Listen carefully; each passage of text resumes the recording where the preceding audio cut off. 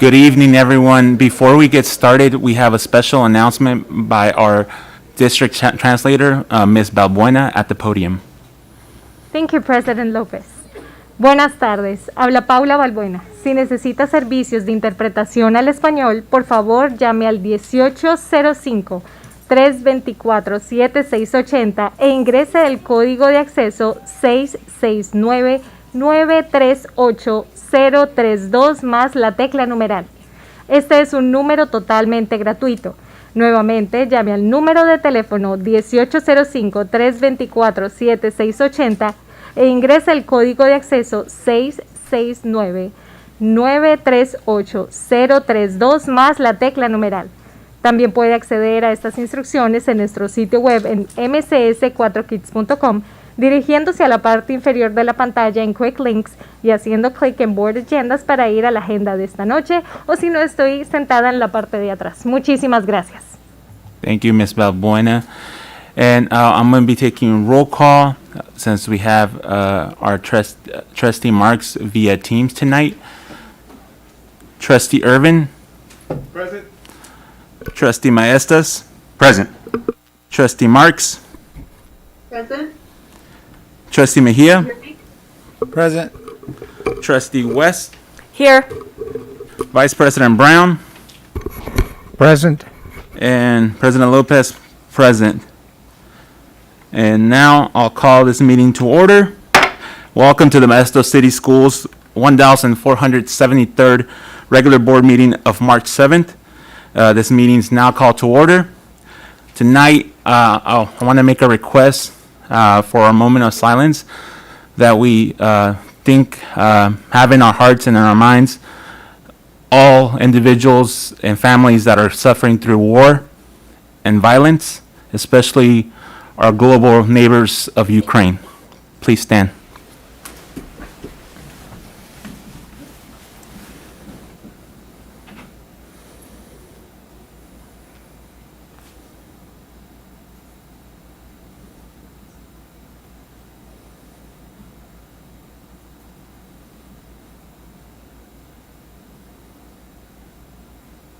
Thank you.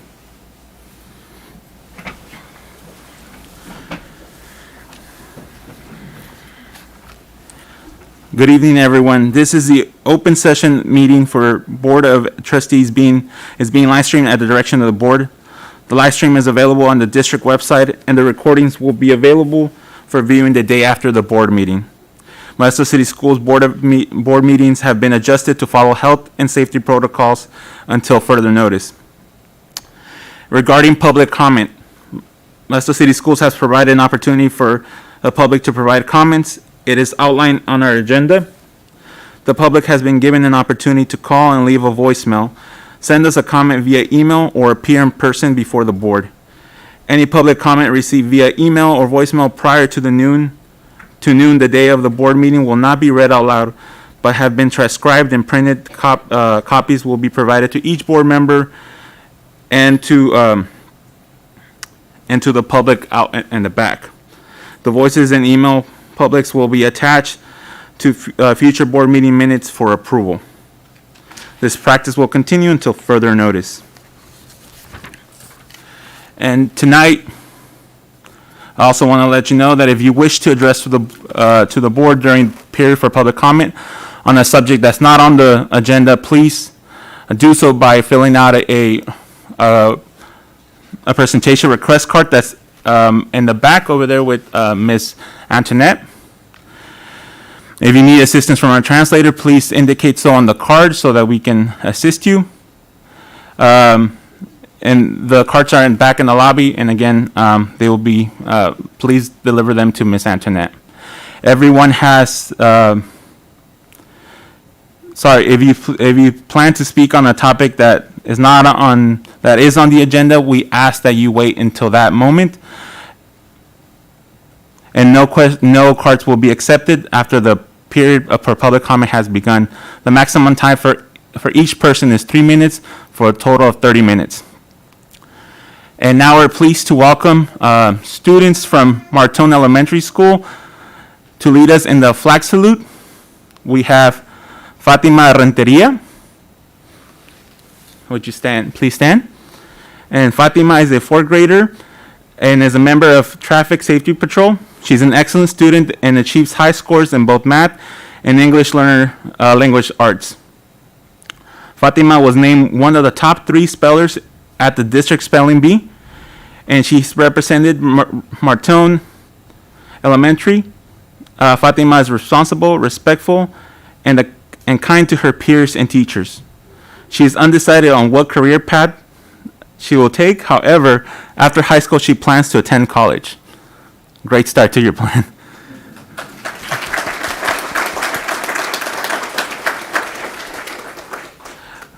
We also have John Molina. 5th grader John is an excellent student. He is hardworking and treats his peers with empathy and patience.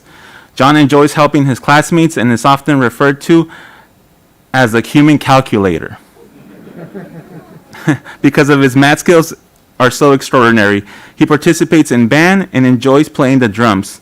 Following college, John would like to travel the world. Students, please lead us in the Pledge of Allegiance.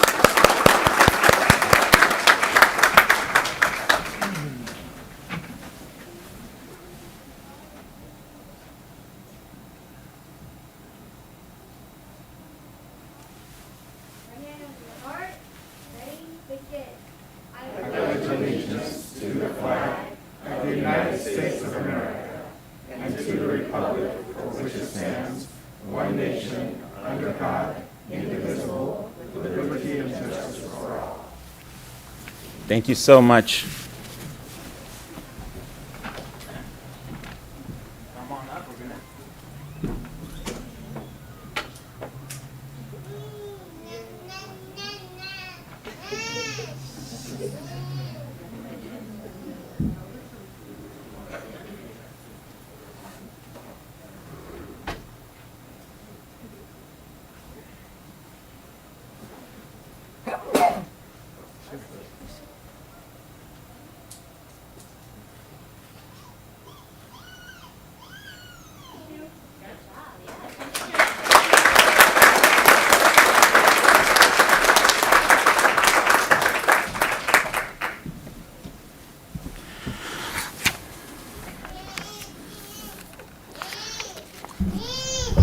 Thank you.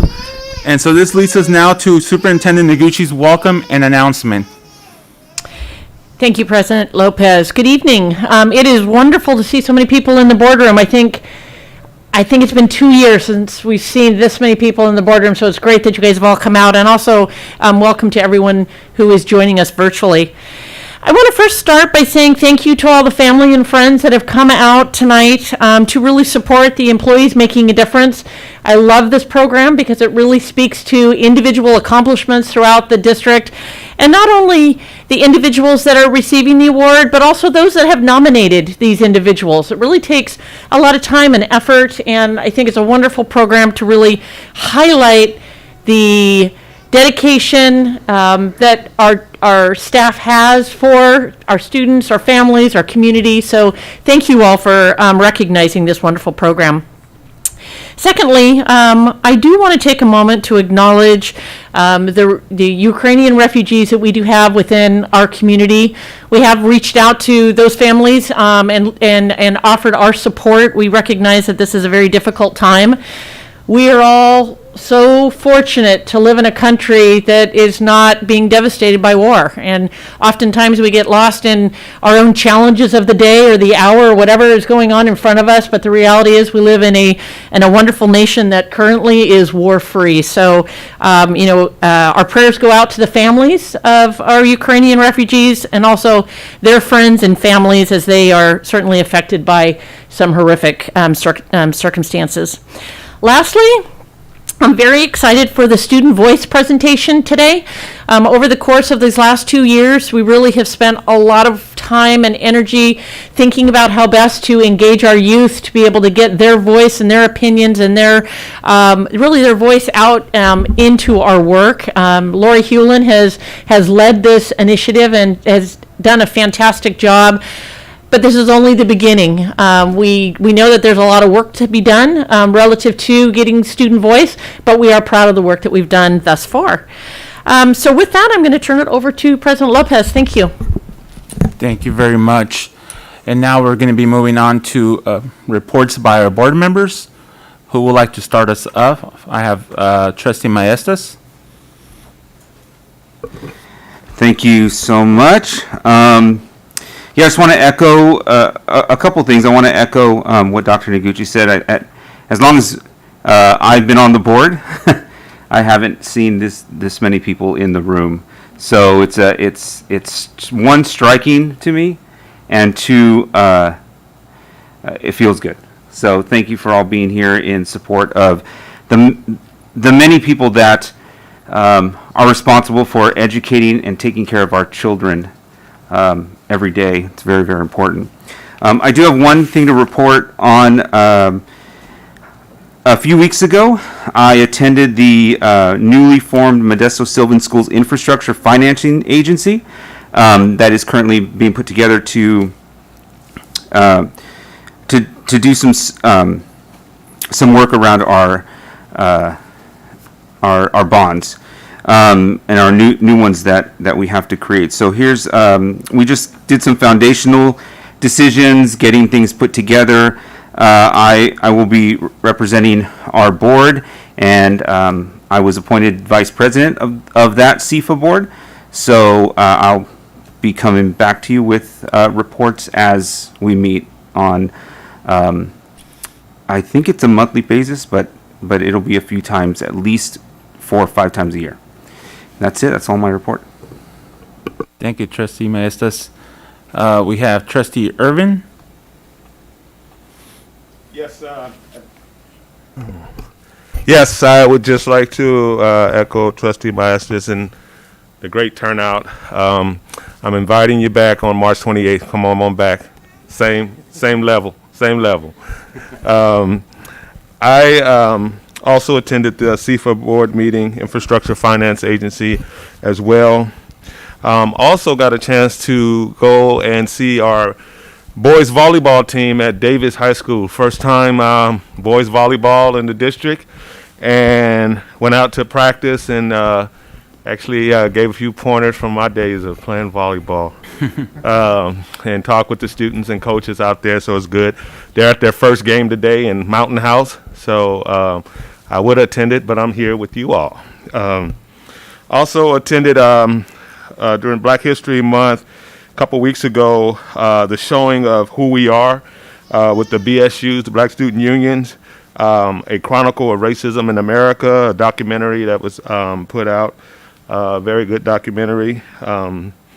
And so it was good to see our students come out that night, and the State Theater has the best popcorn in the city. They use real butter.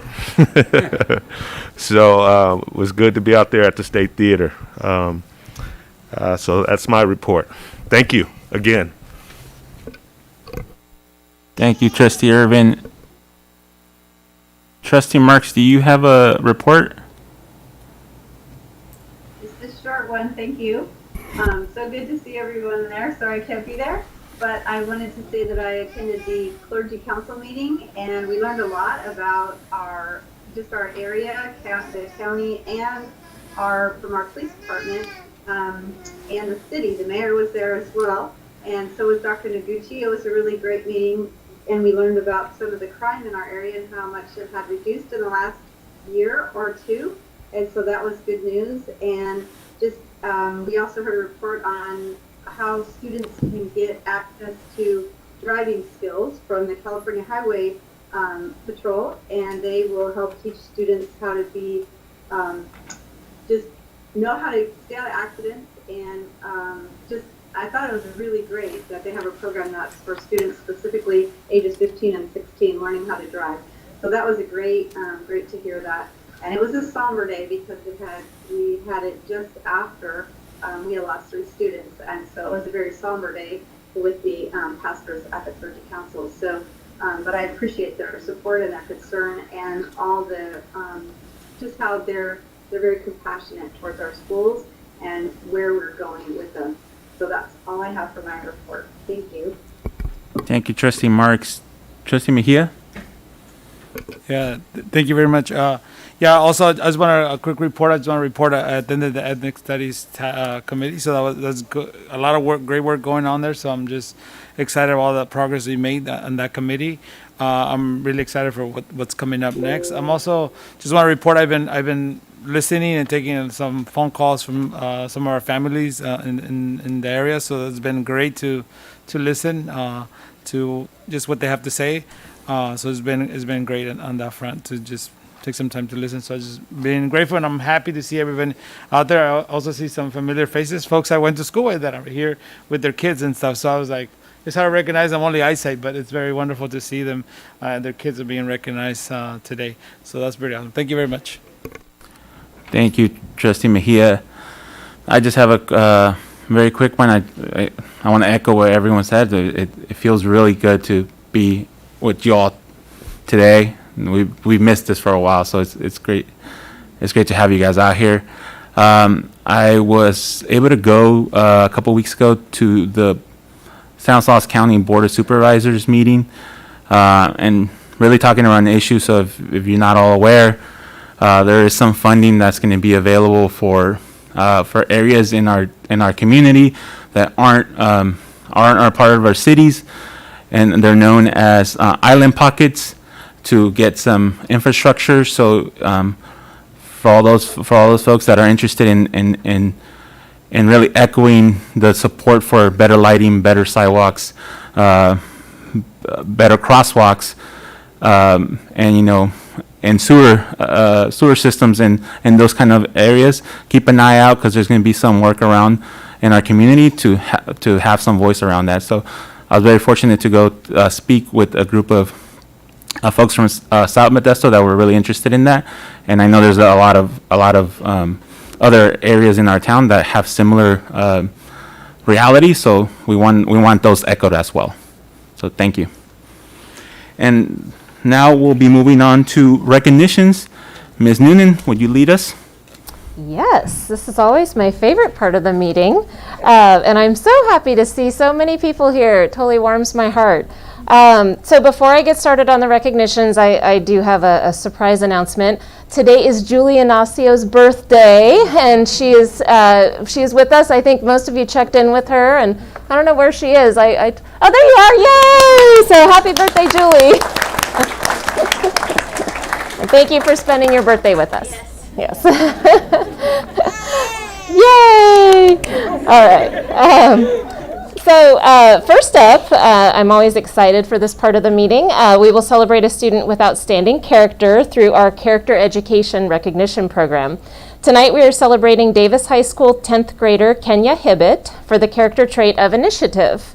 Nominated by her teacher, Reynaldo Roker Jr., Davis High School Principal Michael Schroyer is here tonight on his behalf to read the nomination. So you can go up to the podium here, and then I have the award right here. And then, so once you present the award, we're going to have Trustee Irvin, and Dr. Noguchi will come take the photo with you. Well, good evening. Oh, and Michael, make sure the microphone, turn it on. Is it? Okay, perfect. Well, good evening. On behalf of Mr. Rucker, who nominated Kenya, I'm pleased to be here. And Mr. Rucker shared that Kenya has taken initiative.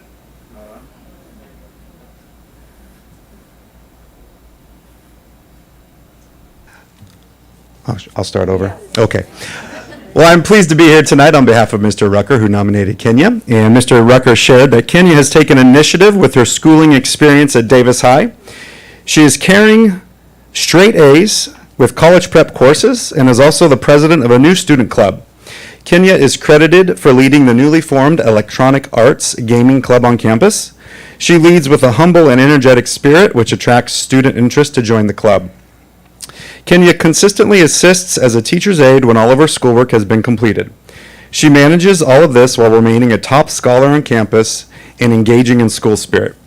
Mr. Rucker feels fortunate to be able to support Kenya along her journey, and she is very deserving of this recognition. I'll also add that Kenya was recently published in Modesto Bee for a great article on art therapy. So, Kenya, we're very proud of you at Davis, and keep up the great work.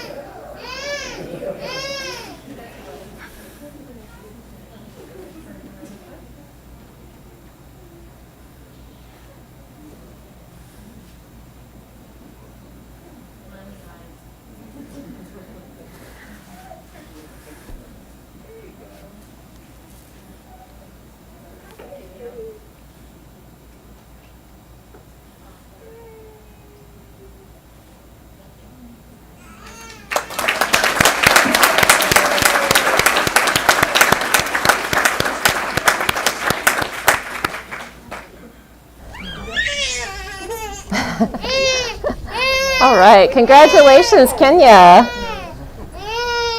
All right, so next up, we will be celebrating many of our Modesto City School staff as MCS heroes tonight. They are here tonight because they were nominated as part of the Employees Making a Difference program. And this particular program recognizes classified staff in the district. So I am so pleased to announce that this year we received over 30 nominations for this fabulous program, which is phenomenal. As a district, we can only submit to the county, we can only submit 4 of those because it's all based on the amount of enrollment that we have.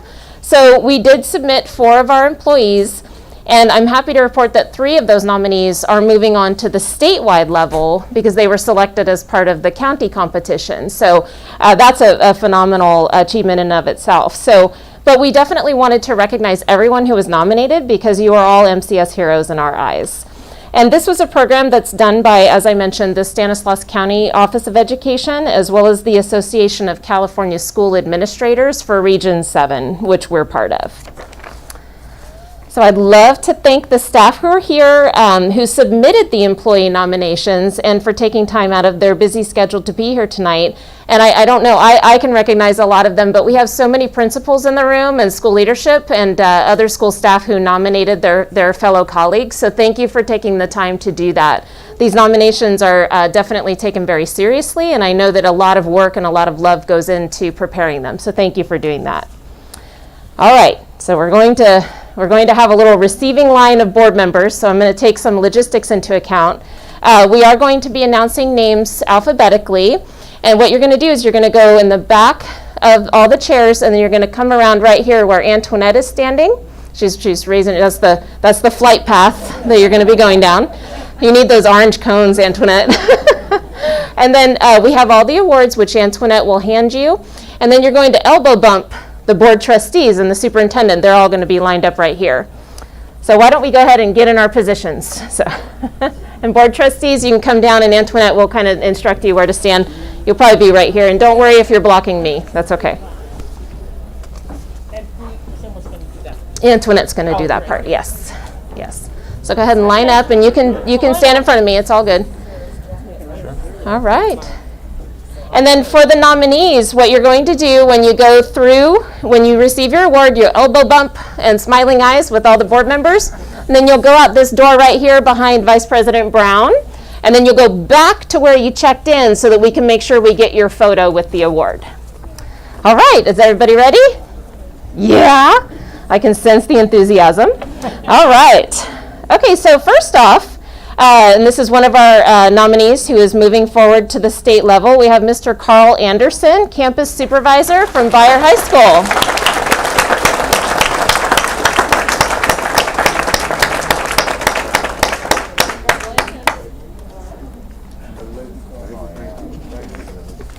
All right.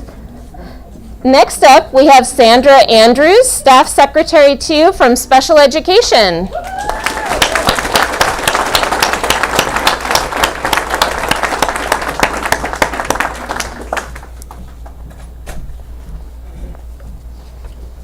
All right, next up, we have Alexis Bristow, yard duty supervisor from La Loma Junior High.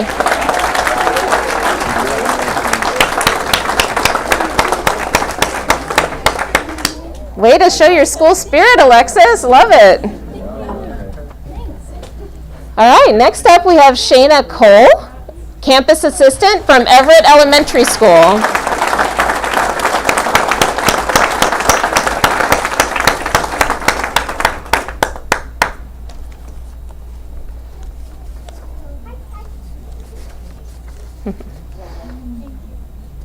All right, next up, we have Deborah Davidson, Nutrition Services Assistant from Grace Davis High School.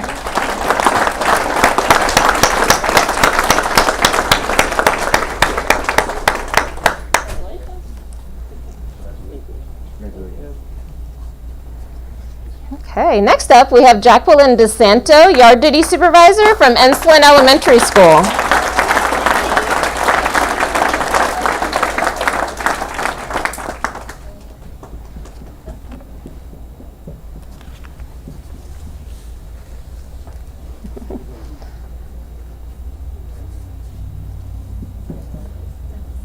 All right, next up, and this is again one of our nominees who's moving forward to the state level. We have Alexandra Hancock, Instructional Technology Trainer from the Instructional Technology Department.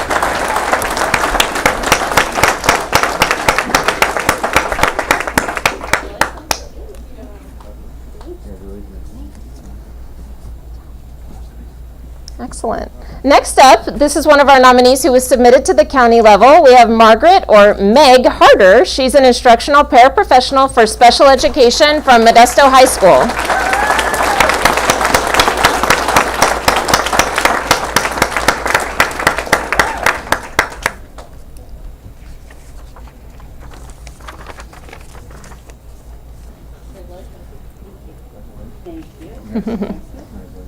All right, next up, we have Diane Hepner, Student Records Clerk from Robertson Road Elementary School.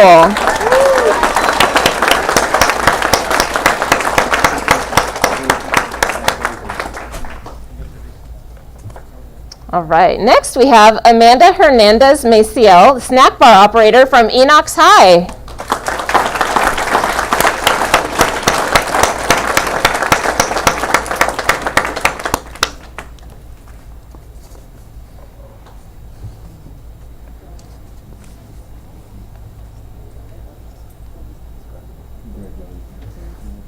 And next we have Minerva Lopez, Administrative Assistant 2 from Downey High School.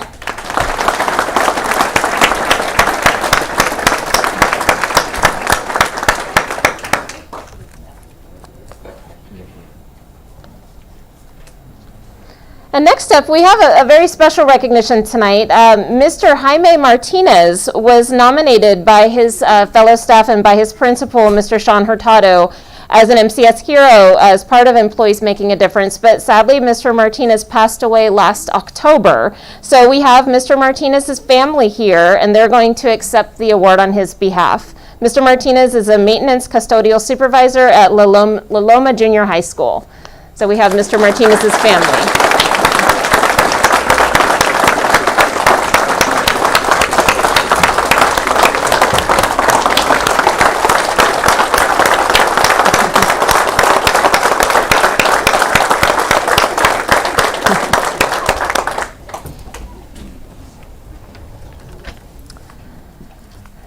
Next, we have another individual who couldn't make it tonight, but we have his supervisor here to accept on his behalf, and that's Richard Nance, Paint Department Head at our Maintenance and Operations Department.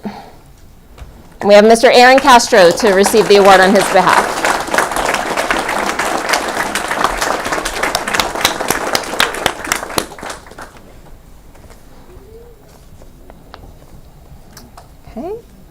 Next up, we have Fabiola Oliveira. She's a student records clerk from Franklin Elementary School.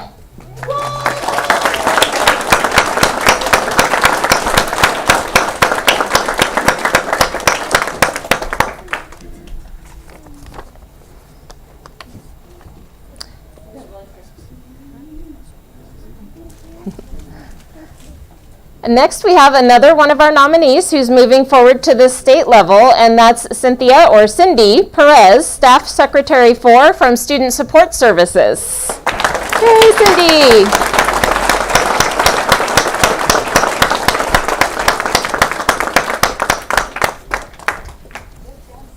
I have to say, Cindy's one of the most cheerful people I've ever met.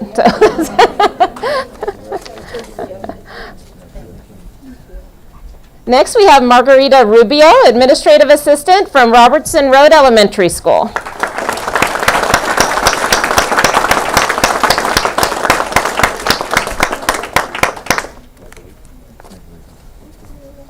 Next up, we have Marka Ruloff, Computer Technician 2 from Martone Elementary School.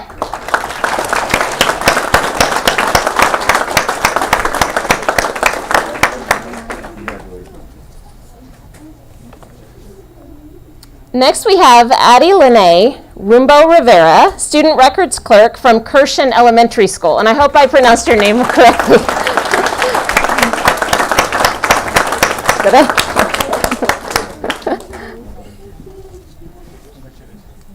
And next, we have Rosa Solorio Cuevas, Instructional Paraprofessional for Special Education from Mark Twain Junior High School.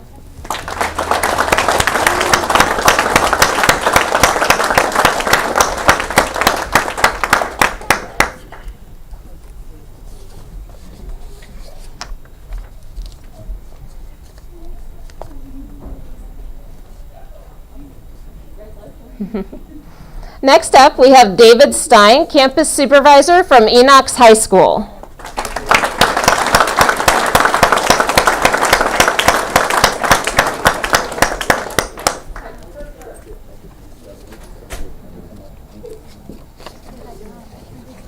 Next, we have Yolanda Stewart, High School Bookkeeper from Modesto High School.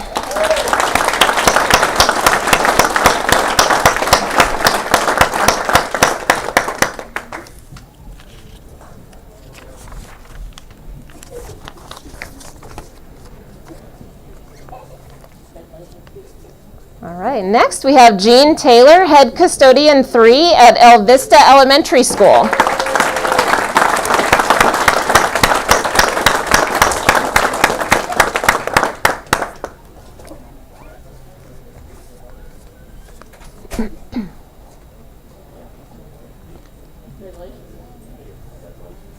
Next, we have Alejandra Torres, Typist Clerk 2/Translator at Robertson Road Elementary School.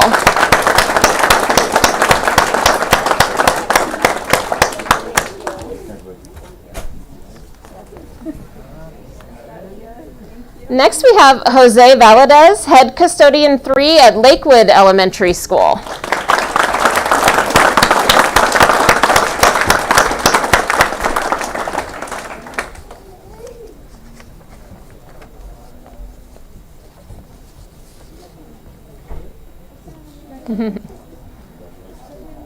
Next, we have Maria Villasenor Rodriguez, Yard Duty Supervisor at Shackelford Elementary.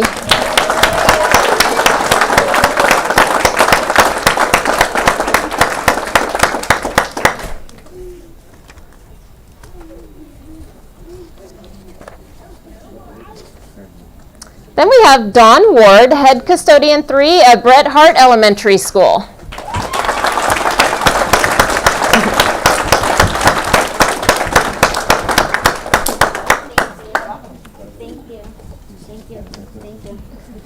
And then we do have 4 individuals who could not make it tonight, but I still want to read their names off and what they do, and then you can hold your applause until I'm done reading their names. Nicole Bingle, a campus assistant at Garrison Elementary. Then we have Fernando Orozco, head high school custodian at Gregory High School. Alfonso Rodriguez, head custodian at Sonoma Elementary. And Jillian Walker, an instructional paraprofessional for special education at Enox High School. So let's go ahead and give them a round of applause as well.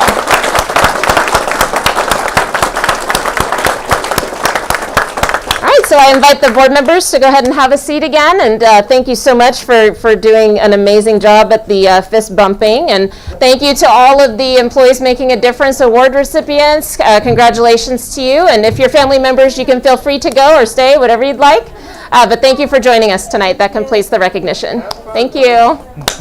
Great, thanks. Let's give them another round of applause for everyone.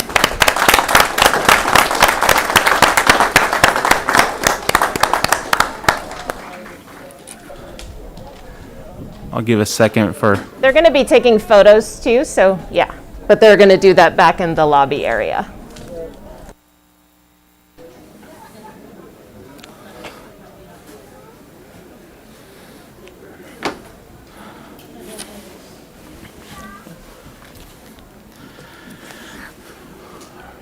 Okay, this takes us to item A8, approval of consent agenda. Are there any comments regarding consent agenda from the public? From our board? Seeing none, do I hear a motion to approve the consent agenda as is? We have a motion by Trustee Mejia. Should we have a second? Second by Trustee West. All those in favor say aye. Aye. Any opposed? Hearing none, consent agenda passes. We'll be moving on to A9, the approval of the order of discussion and action items. Do I hear a motion to approve the agenda as is? Moved by Trustee Mejia, seconded by Trustee Irvin. All those in favor say aye. Aye. Any opposed? Hearing none. Order is approved.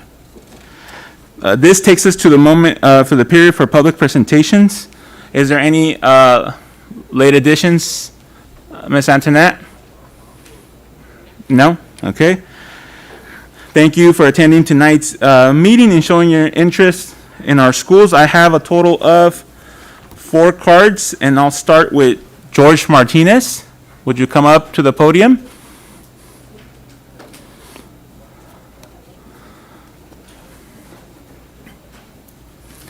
Good evening, Mr. George. Good evening. Good evening, and thank you very much. Can you hear me? Yes.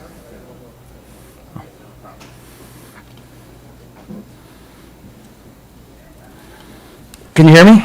Yes. Thank you very much for this opportunity. Again, my name is George Martinez. I wrote this down, so on behalf of the Martinez and Resendez family, we are truly honored that the Modesto City School Board, School District would recognize our brother Jaime Martinez in the award. Our only wish would be that he could be here to receive it himself, but he has gone on to be with the Lord. On November 8th, 2021, I, George Martinez, humbly stood before you to petition a renaming of the Loma Junior High to Jaime G. Martinez Junior High in honor of Jaime. As a Modesto City School employee of over 32 years, 28, I believe, was with La Loma of those years, committed service and dedication to his career with pride. We are simply asking that La Loma Junior High have a name with a face to it, and not just a marker name after a street name, without any human tangibility. And the name Jaime Martinez would represent the high standard of excellence and also his inspiration to aspire, and a person that was also inspiring to others. Jaime was a minority who achieved success at whatever he did. He should be the first minority that is recognized with the highest honor, that is having a school named after him. I know it will come with a price tag for making this change, but how could we not afford to? By ignoring our diversity in this culture or our community that has been overlooked and ignored for so long. We are diverse. I saw a lot of wonderful people receive awards to schools, Robertson Road, El Vista, La Loma. Those are just street names. Put faces to them. It takes a village. They were all of many backgrounds, of many degrees. They are making an impact. They are inspiring. Recognize them to the highest level. These awards are great. Trust me, they are. But when are we going to recognize and say, you know what, even though you may not have the PhD, you may not have all this, but you are making an impact. Start to recognize that it takes all of us to come together and be an inspiration. Or is it going to take a battle? Is it going to take challenges? Can you just make that decision? I know it's a costly one, but at the same time, it's a start to say, you know what, we are in this together as a community and as a people, not just of color, but it's going to take all of us. And then what's it going to take? Coming up here repeatedly, March 28th, I'll be here. Brother Lopez, I will be tomorrow at that meeting for the supervisor board. I have some ideas to the community to improve it, to make an improvement to our community and to our people. Of not just my race, but everyone involved in our community. It takes everyone. So please, again, I petition you, and hopefully it'll come back with a positive response and not an unfortunately we can. Thank you very much. Thank you.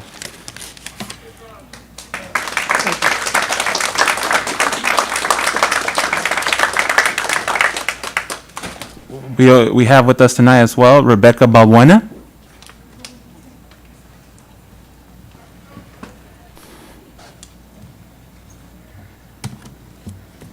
This is on. Good evening, Governing Board, Superintendent members of the Cabinet. My name is Rebecca Balbuena. I stand as one, and I represent many under the umbrella of We Are La Raza Parents Union, co-founder.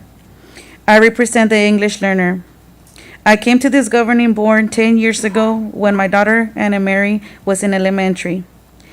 10 years later, I come before this governing board because my daughter is now in high school and still has not gotten the proper education that she is entitled to. As a former student of MCS and also Thomas Downey High School, I was pushed to this pipeline, and I stand before the board refusing any of my children, including my daughter, to fall in this pipeline again. Thomas Downey High is a school. Federal courts give the report that educators are biased, racist, lack of compassion, lack of empathy, and it has been demonstrated on my daughter by staff, administrators. Can I please see the hand of the board member that represents Downey High School? I would like to speak with you to go on the record. This school lacks on education, safety. The nutrition is bad. And all I want and demand is better quality of service, not just for my daughter, but for all the community and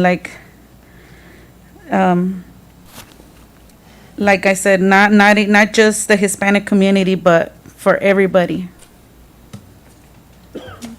School safety is what you're talking about. So the school safety is what I'm concerned about. Thank you.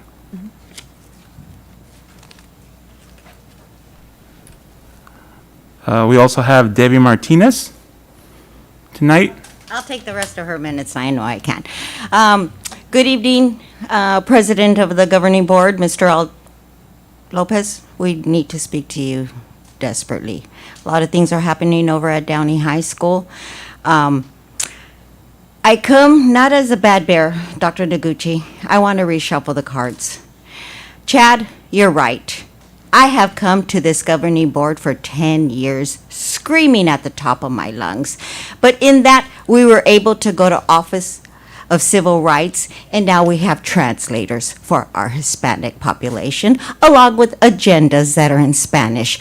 That would have been the fruits of my labor, along with sending everybody to federal courts under what the parent just talked about. School safety. I was at Downey High School, where Dr. O clearly stated that this governing board, along with this district, showed and demonstrated. I don't want to keep coming up here. Thank you, Mr. Omero, for allowing us to have a voice. If I wish Mark Herbst would be here, I'd thank him too, because now we're going to have the opportunity to finally step forward. I now have a new brother by the same last name, Martinez, and I will lock arms with him because together we will come out of this. The disadvantaged population has been under the feet of MCS for too many years. We now want to rise above it. We want our voices heard. We want our children to be able to be acknowledged up here. We want to be able to send our children to college, not a pipeline, not the school to prison pipeline.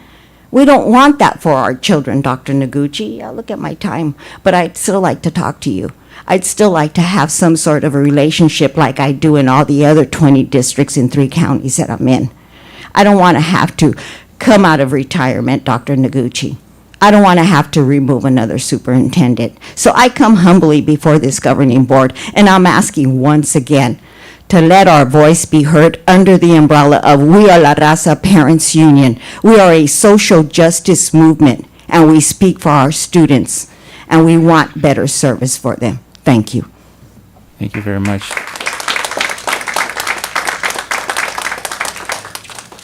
And tonight we have also Bob Force. Can everyone hear me? The cute 8-year-old girl was shrieking. Her father had just died. She was close to her uncle, and he had died shortly after her father. Her mother, a drug addict, was on the street and hadn't seen her daughter in months. To make ends meet, her grandmother, who was raising the little girl, needed to move to live with family members in another school district. Please don't make me go. The girl was on her knees on the classroom floor, sobbing, pleading with her teacher not to be moved to yet another school. In the previous 90 days, or 6 hours a day during the week, her third grade classroom was probably the one place where the little girl had stability and daily structure. She received constant words of encouragement and emotional support. Nice to see you. You're doing a good job. You're so bright. I'm here for you. These words came not only from her teacher, but also students encouraged to do so by the teacher. Not all, but many of these teacher students suffered from family dysfunction or were socially or economically disadvantaged. Some had cognitive disabilities, learning disabilities, or physical limitations. But her class was not a special education class, it was a regular class. The number of non-English speaking students in her class varied in each of her 20 years of teaching. The year I wrote an essay for a national teacher contest, portions of which I'm reading to you right now, one of her students started off not speaking any English, and 3 others could barely speak English. But over the year, they all learned and improved. A beloved student from Afghanistan, as her English improved, referred to this teacher as teacher. That year, district students in K through 3 spoke 24 primary non-English languages at home. Besides math and English, this teacher integrated music and art into her curriculum. She once brought in an instructor to teach yoga. She organized buddy tutoring where students helped each other.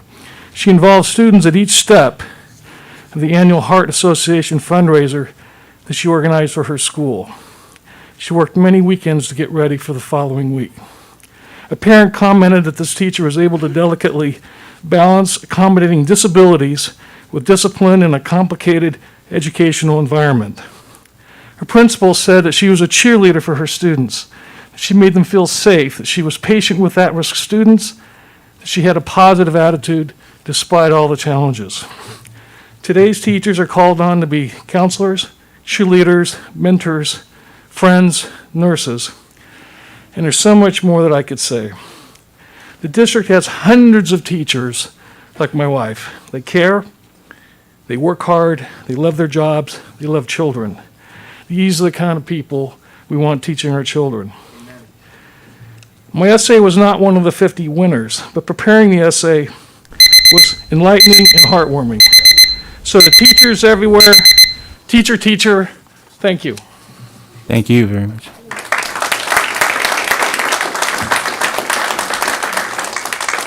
And I want to thank again everyone that came up and speak. And even though we cannot engage in discussion or take formal actions on items that are not on the agenda, we'd like to thank you for following our protocols and for coming up and sharing your views and your needs for our district. Thank you very much. Now we'll be moving on to B1, our student representative to the board report. Ms. Blanca? Thank you, President Lopez. First and foremost, I hope everyone is having a great day today. We recently held an inter-high meeting this past Tuesday at Davis High School, and schools reported working on leadership elections, planning prom and talent shows. Modesto High is working on planning a cultural week, and Davis High is also planning a unity week. And then we discussed the Tournament of Talent, which is going to be held on May 4th. And we talked about potentially having a Star Wars theme since it is going to be on May 4th. May the 4th be with you, especially since George Lucas is from Modesto. And then we discussed progress towards our service project, and many schools have plans in motion to collect donations before the end of April. And then we had an information item about the statewide seal of civic engagement, and I just talked to students about the requirements. And we talked about the fact that the work that they're doing on the service project does count towards criteria 3, which basically states that students will participate in a civic engagement project that addresses real-world problems. And then finally, we had a really big discussion where I asked members how they think that students can have more input on the problems that they identify in their schools and how we can make it easier for their voices to be heard. And so some ideas that we heard included having a monthly Google Form input survey posted as an announcement on Schoology to all students about a specific topic, which would change every month, kind of like a theme. So like 1 month could be about mental health, Another could be about maybe school sustainability initiatives. Students also talked about having a district-wide input form for students that goes directly to the board and the student representative. We also talked about the idea of having public comment trainings for board meetings, specifically aimed at students, so that they, first of all, know their right to give a public comment as a student, which most students don't realize that they have that ability. But more than that, we want to make sure that they're able to utilize it, because it can be really, really intimidating and daunting to give a public comment in front of the board here, and I understand that, so we hope that these trainings could help demystify the whole process. And then we finally talked about using ASB social media accounts to publicize ways that already exist for students to report problems that they see at their school, such as if they notice misconduct from a staff member, and just making sure that students feel safe and comfortable doing so. And then I also attended the Ethnic Studies Task Force meeting that we had recently, and I just love going there. It's just so amazing to see all of the collaboration from so many different people in our community. And that'll be all for my board report. Thank you very much. We'll be moving on to B2, California Schools Employees Association report. Is there a report tonight? I don't see anyone here. So we'll be moving on to B3, report on increasing student voice. Nice segue we just had a moment ago. And this will be done by Ms. Holland.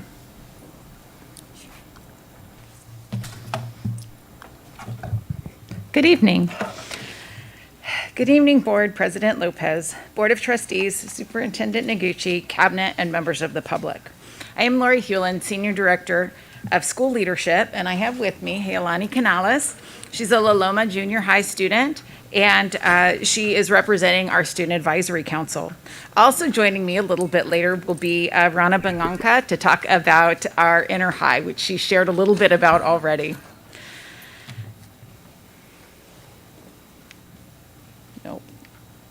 Nope.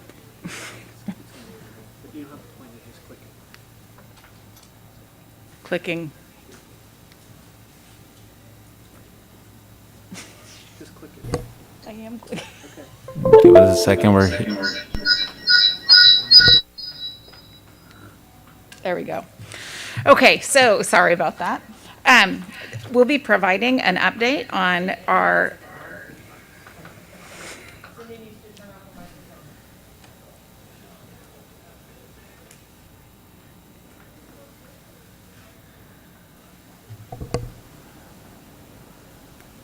Are we ready? Is that better?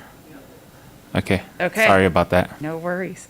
Okay, so the purpose of the presentation is to provide an update on the work that we've been doing around student voice, what the purpose is of the Student Advisory Council, the work that we have done so far this year, what it looks like at our school sites as we've tried to increase student voice on campuses, and then some information about Inner High Council.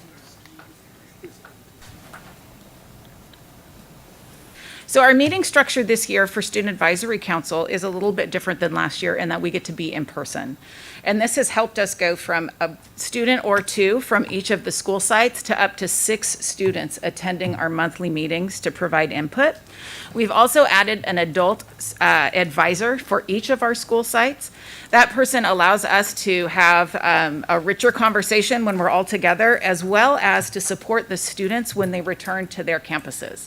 And I think you've heard a little bit about that tonight in boys volleyball. I know that that was one of the initiatives that students wanted to see happening. You've heard about some of the Inner High and all kinds of work that our students are doing. For district goals, the work of the student advisory is to increase our student voice in MCS. We know that to serve our students well, we need to hear from our students. As well-intentioned as adults are, we don't always know what our students are thinking or how our work is impacting them or the environment is impacting them. Increasing student voice provides the input and feedback we need to truly support student success.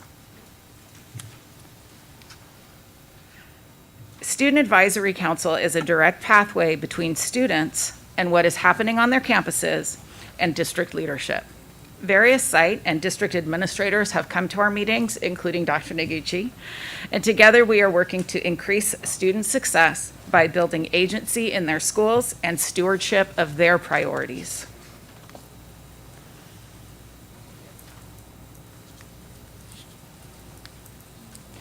Some of the work that we have done this year is to have Associate Superintendent Tim Zierle come in and do a presentation with our Student Advisory Council. And then they participated in the very same activity that the board did on the bond measure, providing input and feedback around what the priorities to students are.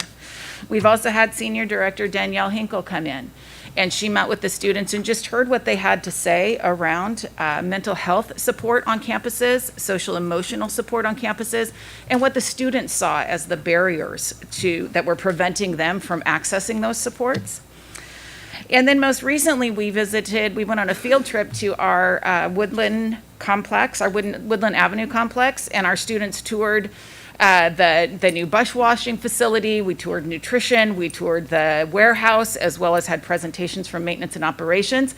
And then our students were allowed to provide input on desks and chairs for the future purchasing for our district. And they felt very honored to be a part of that and provided fantastic feedback for us. They really provide thoughtful feedback when we ask them. They know that their voices are valued through the processes that we've established.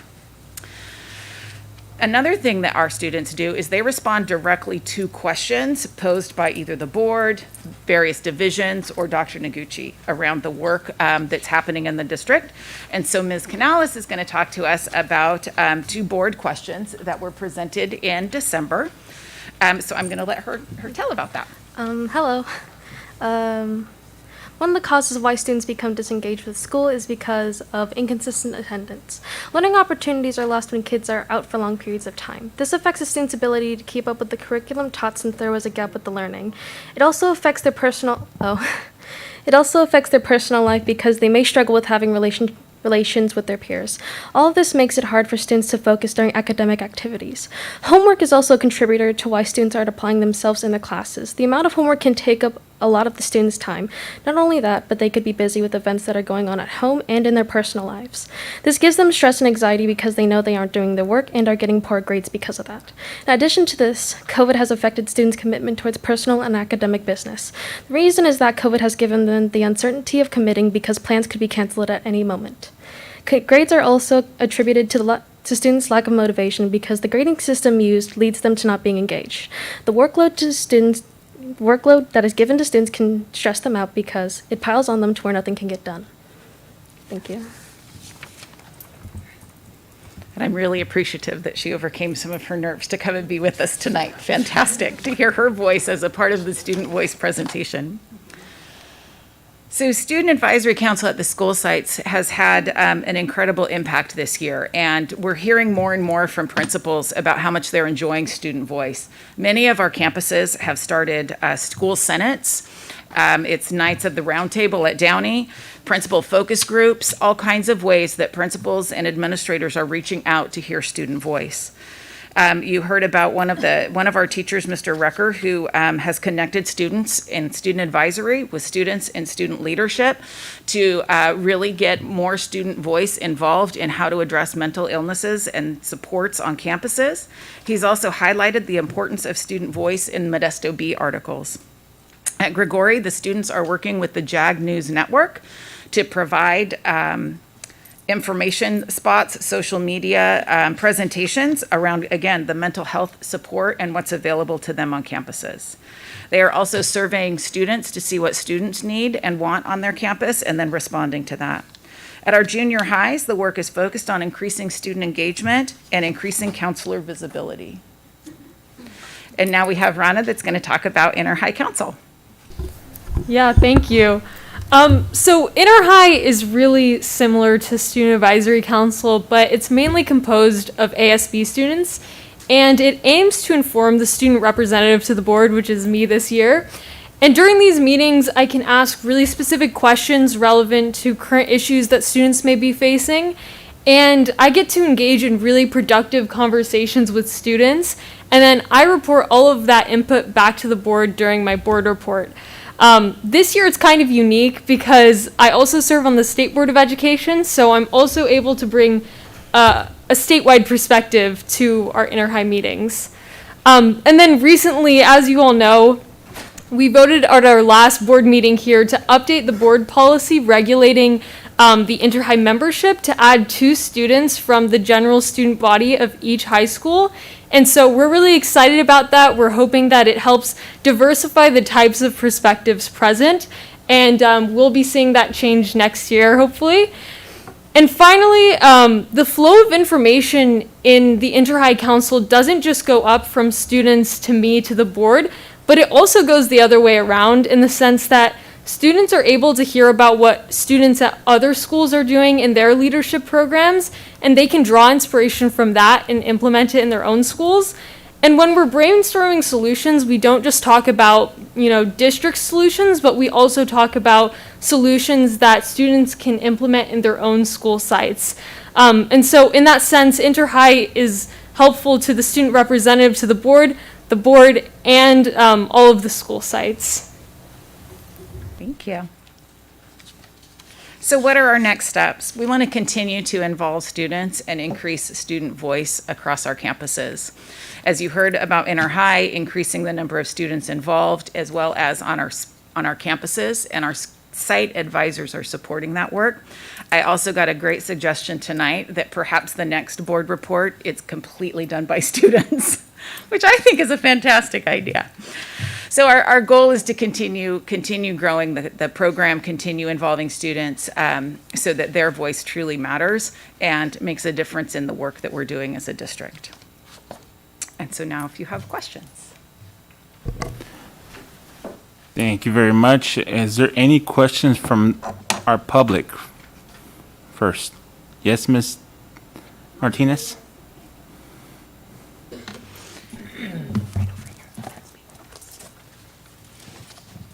First question, when did this program become in place? When did this begin? Is this the first year for it? This is our second year. Our second year? Okay, well, and then the next one is student voice. Will we create a parent's voice? Because this all falls under the LCAP. Parent engagement, student engagement. So I'm really glad that this has taken place.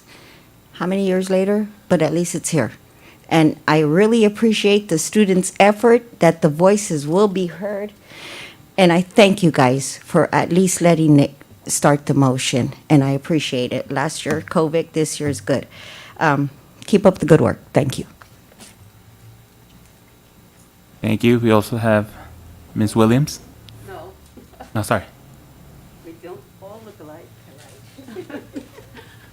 Hi, good evening. My name is Rose Mitchell. I'm the education chair with NAACP. There's a couple of things that I want to say. I am thrilled to be back in the in-person realm.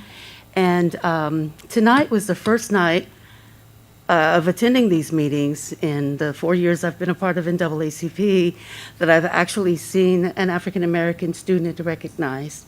It warmed my heart to see that, and also that Ronaldo Rucker, her instructor at Davis, recommended her or nominated her. Excuse me, haven't done this a while and I'm still nervous when I do it. I want to thank the people who are doing this report on increasing student voice, because I think it's very, very important that, I don't think water's going to help me. Thank you though. I think it's really important that students are having a chance to speak out. I'm hoping that the students who choose to be a part of this are diverse in ethnicity and culture. And I'm proud to see the work that's being done. I'm proud of some of the work that I'm here that's happening with Modesto City Schools. And I think Dr. O's recommendations are being followed, have been followed. And I'm respecting what I'm hearing, what I'm seeing. There is something I am concerned about, and that happens to be I don't have the information on Modesto City Schools, and I think that's what I'm asking for. If there is any record being kept on students from kindergarten to perhaps third grade that are being suspended from school. And if there is, I would like to know the rate of that and how many of those students are African American students or identifying Black or biracial. And again, I say thank you, Dr. Noguchi, and for you, I'm sorry you don't know your name, and your student for participating in this event. I hope it grows and grows and becomes an interesting thing that all students will participate in. I'm also glad that I'm hearing what I'm hearing tonight because I am working on the 27th annual Black Graduation Recognition Ceremony that will happen in May 27th at Modesto Center Plaza, excuse me.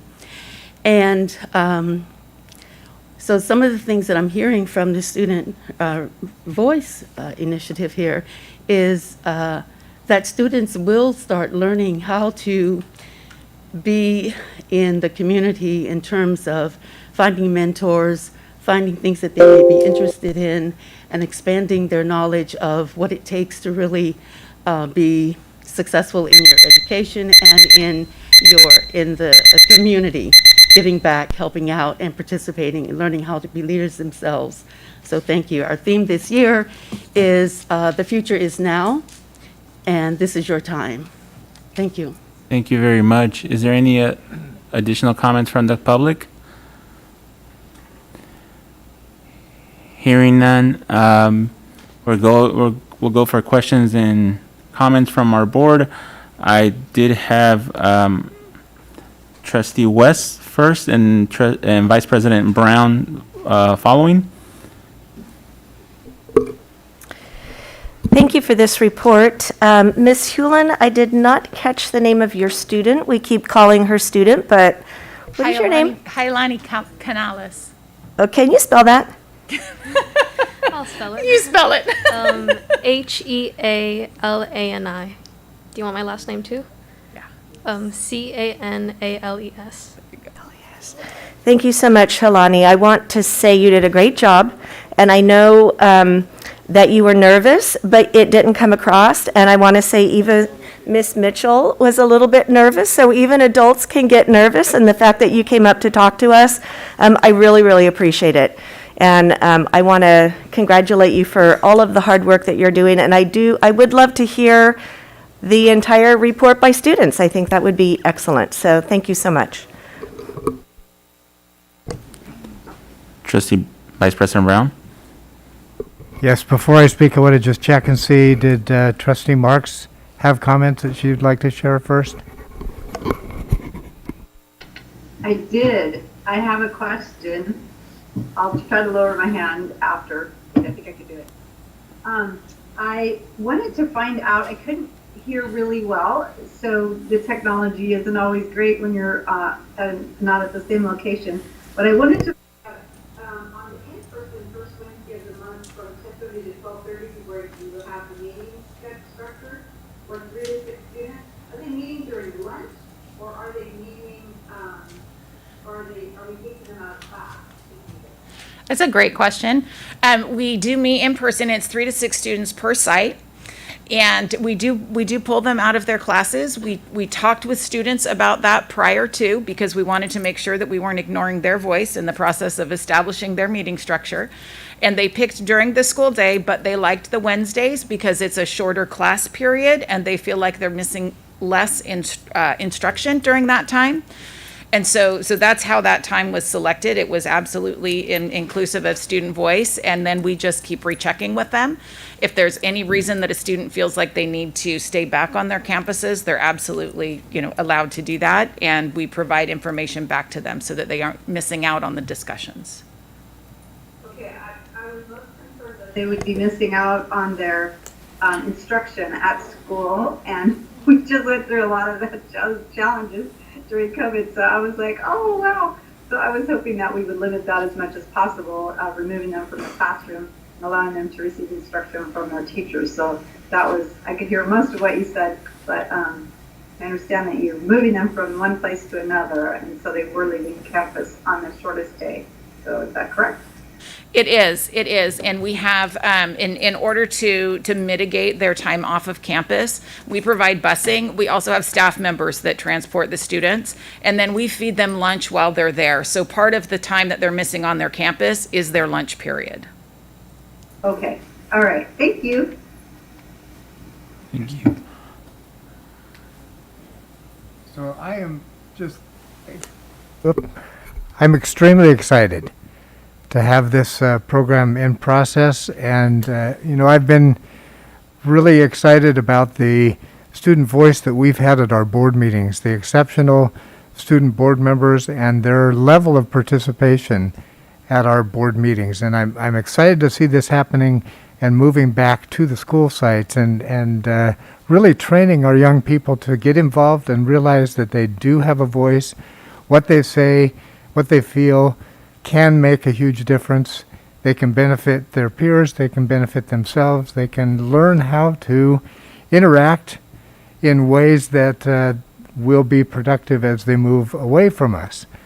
As I look back and kind of weigh the experiences that I've had as a board member, there's one day that really stands out to me. And unfortunately, I can't even remember what the reason was, but there was an issue, an important issue, where our students were wanting to protest on our campuses. And I think this goes back about 3, maybe 4 years ago.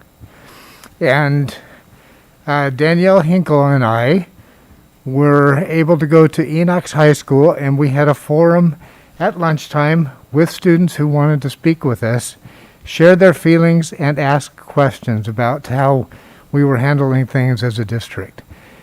I loved that experience because it was direct interaction with our students. I'd like to see more opportunities for that to happen, where a cabinet member and a board member can meet on campus in a face-to-face discussion with our students. It helps us learn what they're feeling, what their needs are, and really be connected with what's happening. One thing that I miss as a parent right now is that my kids are grown.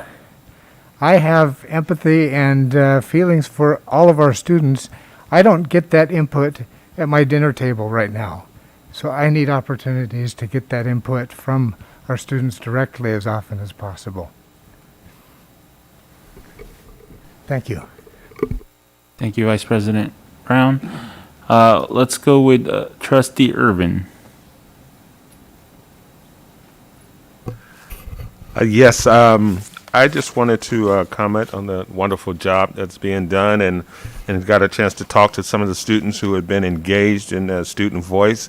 Even found out that they the activity that the board did in terms of how we would allocate funds, bond funds, to certain projects, kind of lined up with the board in terms of the students choosing the same funding allocations almost as well, with a couple maybe exceptions to that. So that was good to see, and good that the students went through that process. Also got a chance to read all of the articles that Mr. Rucker had his students put in the Modesto Bee, which relates to student voice as well. Read Kenya's article, who received the reward or award earlier, and got a real good insight into her voice as it relates to mental health and art, using art as therapy.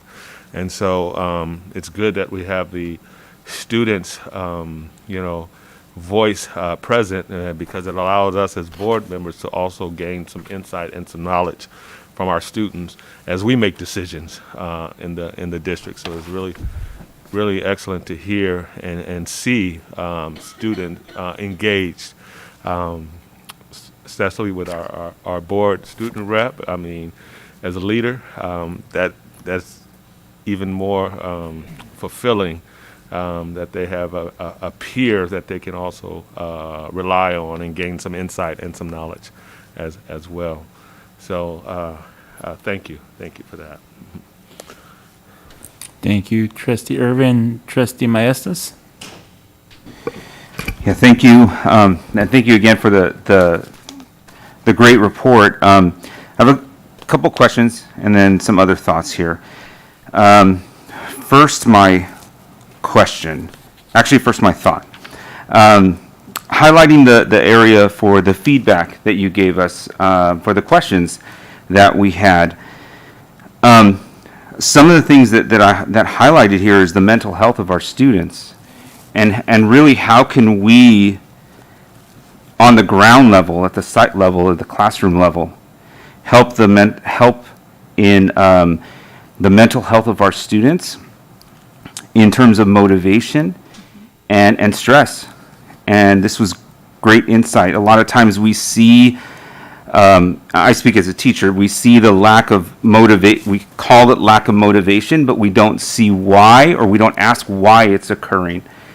And really, a couple of things here in the homework and the grading systems is there seems to be a lack of intrinsically motivated things intrinsic motivation. And as our district explores equitable grading, my hope is that these help our students across the board. The other thing I was going to mention is that I'm a big, everybody knows I'm a big data guy. I like analyzing data. I wouldn't say it's my favorite thing to do, but it's it's how I really get insight in things. And this is an example of the qualitative data that we really need to take from our students to answer those questions on how they're feeling, what's going on. And it's not always about numbers, but sometimes it's about words and thoughts and feelings from our students and helping us pave a path and taking the right direction, because those are the people that we are building to the future. So I appreciate all of those things. Here's my question. The students that you have from the secondary sites, how are these students selected to be on the panel? So students from the sites are selected by staff members. We were looking for students that perhaps aren't already in a leadership position. Some of our students are in a leadership position, but we were also looking to hear from our students that might not be in a leadership position, that want an opportunity to be a part of a student group or that have some things to say and to share, but might not want to be the student that's with the microphone.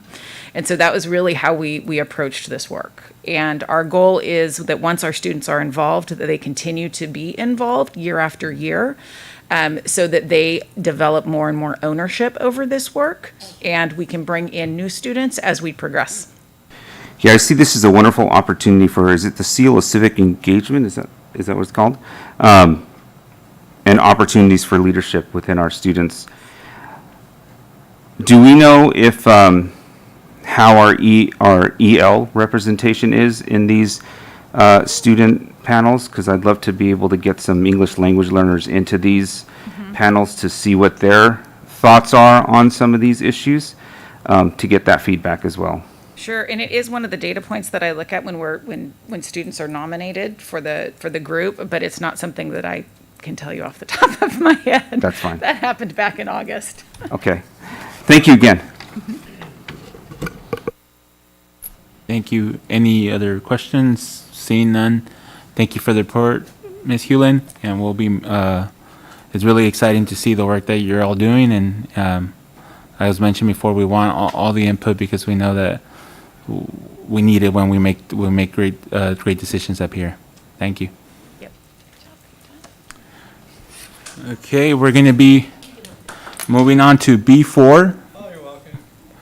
Approval of the first reading of proposed draft of Board Policy BP 3515.21, unmanned aircraft system, drones, and review of proposed draft of administrative regulation AR 3551, unmanned aircraft systems, drones, and Exhibit E.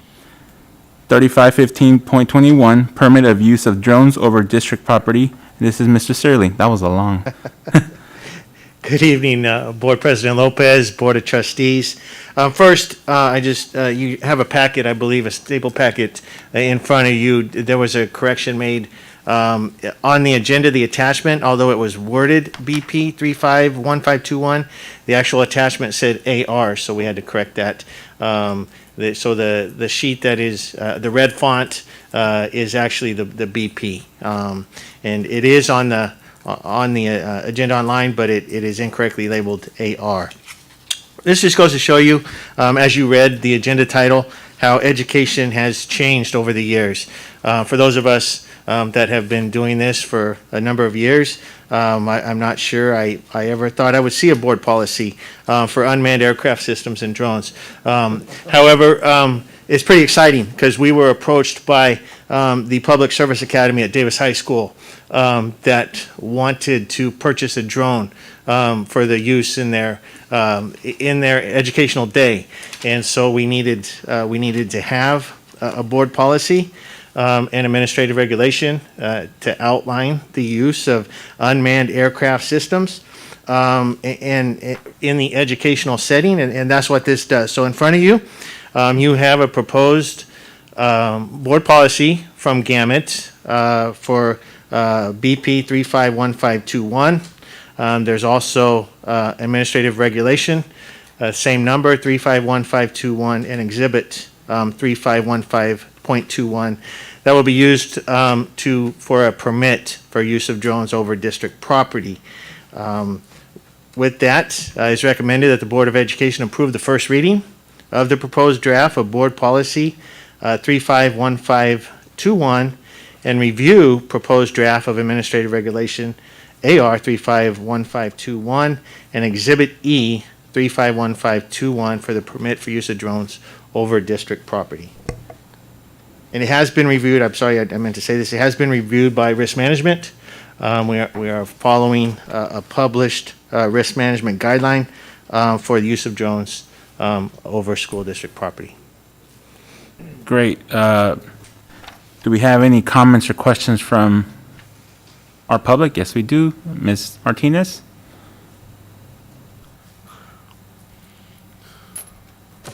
Debbie Martinez, I'm going to go with the umbrella of community. I wear several hats.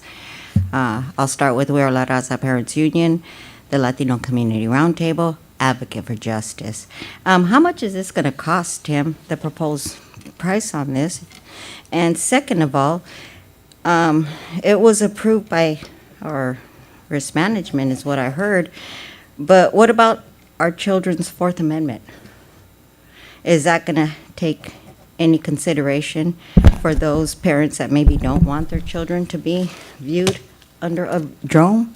So what we can do, because we can't answer questions during public comment, we can take your questions and we will make sure to get those, a response and get those back out to you. Well, I will be meeting with Mark Herbst on the 10th, and so we'd like to dialogue, and we would like to add this to it as well, because this is very concerning under the school to prison pipeline. Thank you.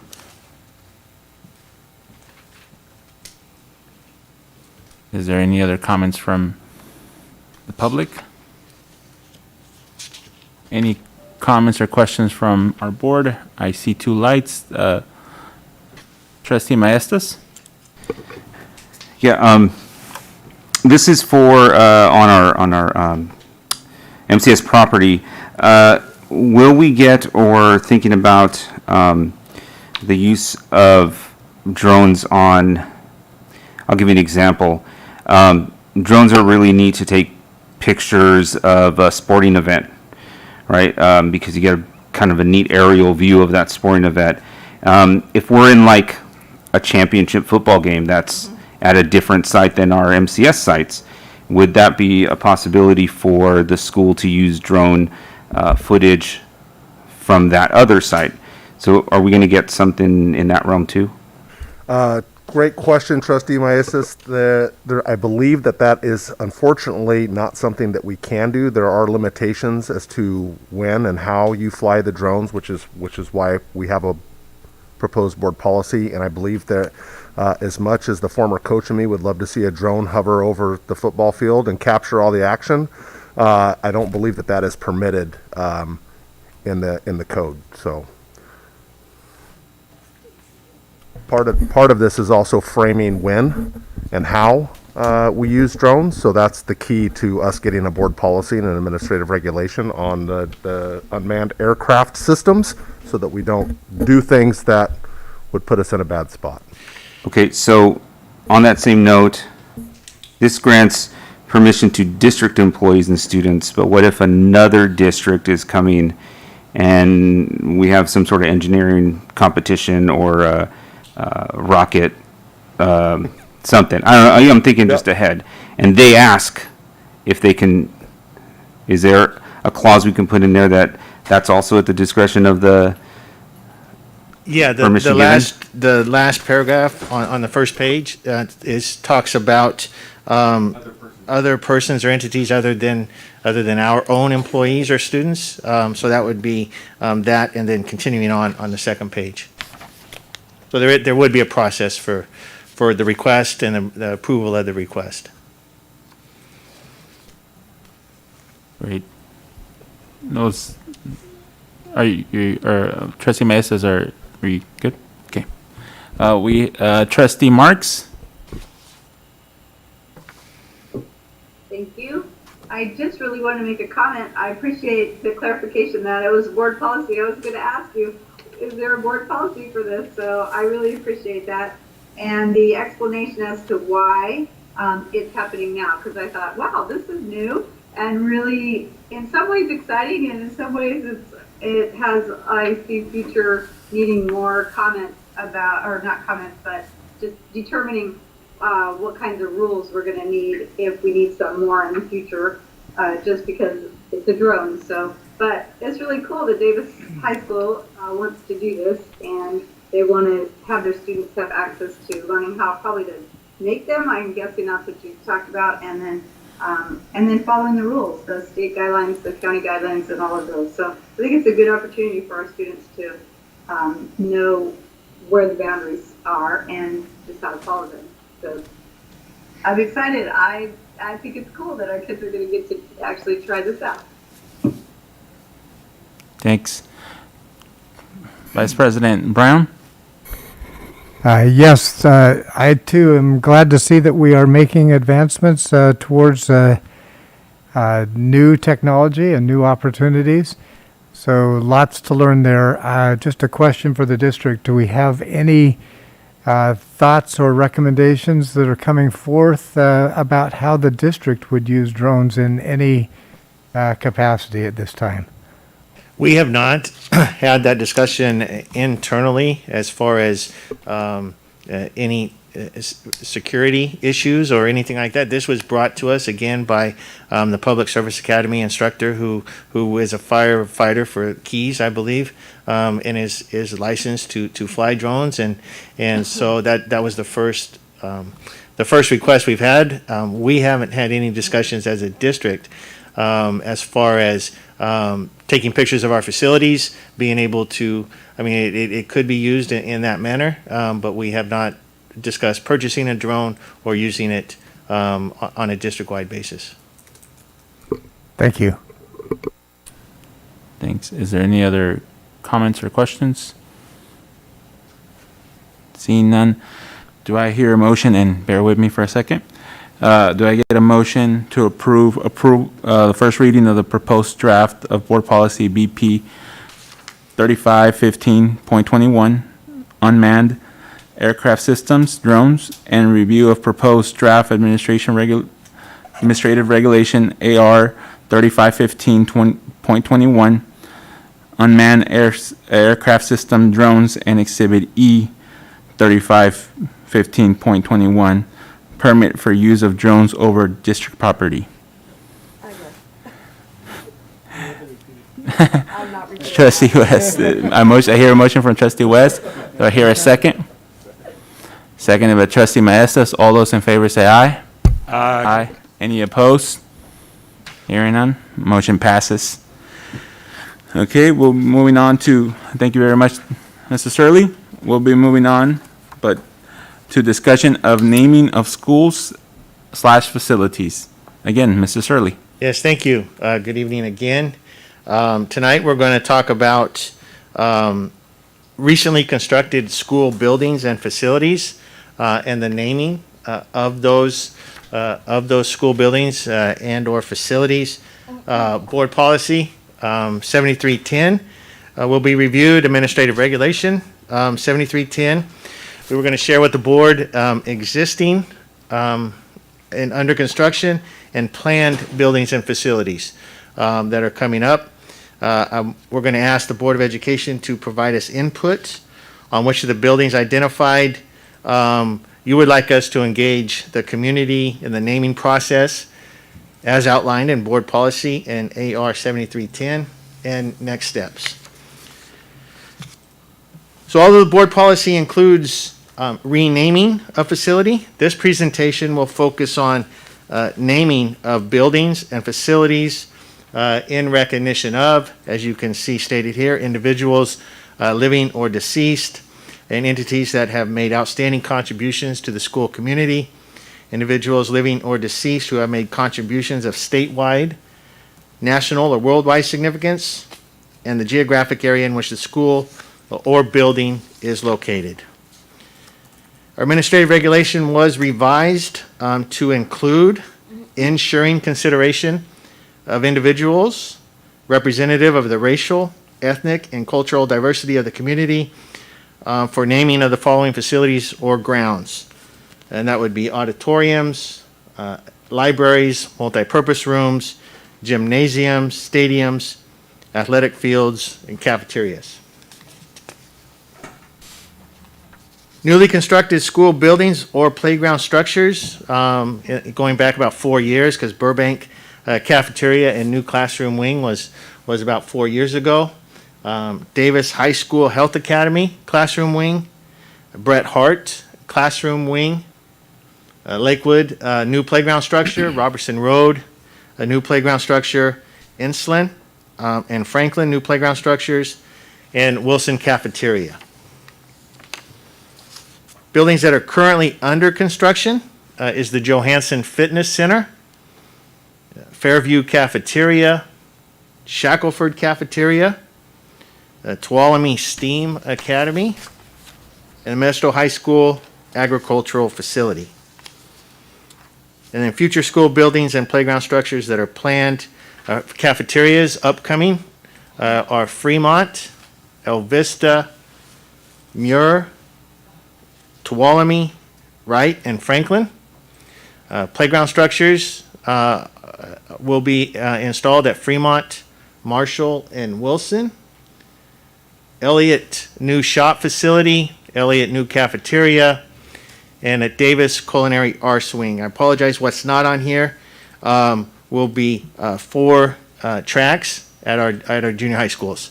So that should be included in this as well. Each one of our junior high schools will be getting newly installed track and field areas. So we're going to ask the board on those last 3 slides to provide guidance, if you will, on which of the identified buildings and facilities as a board of trustee in your area would like to move forward with engaging input from the community.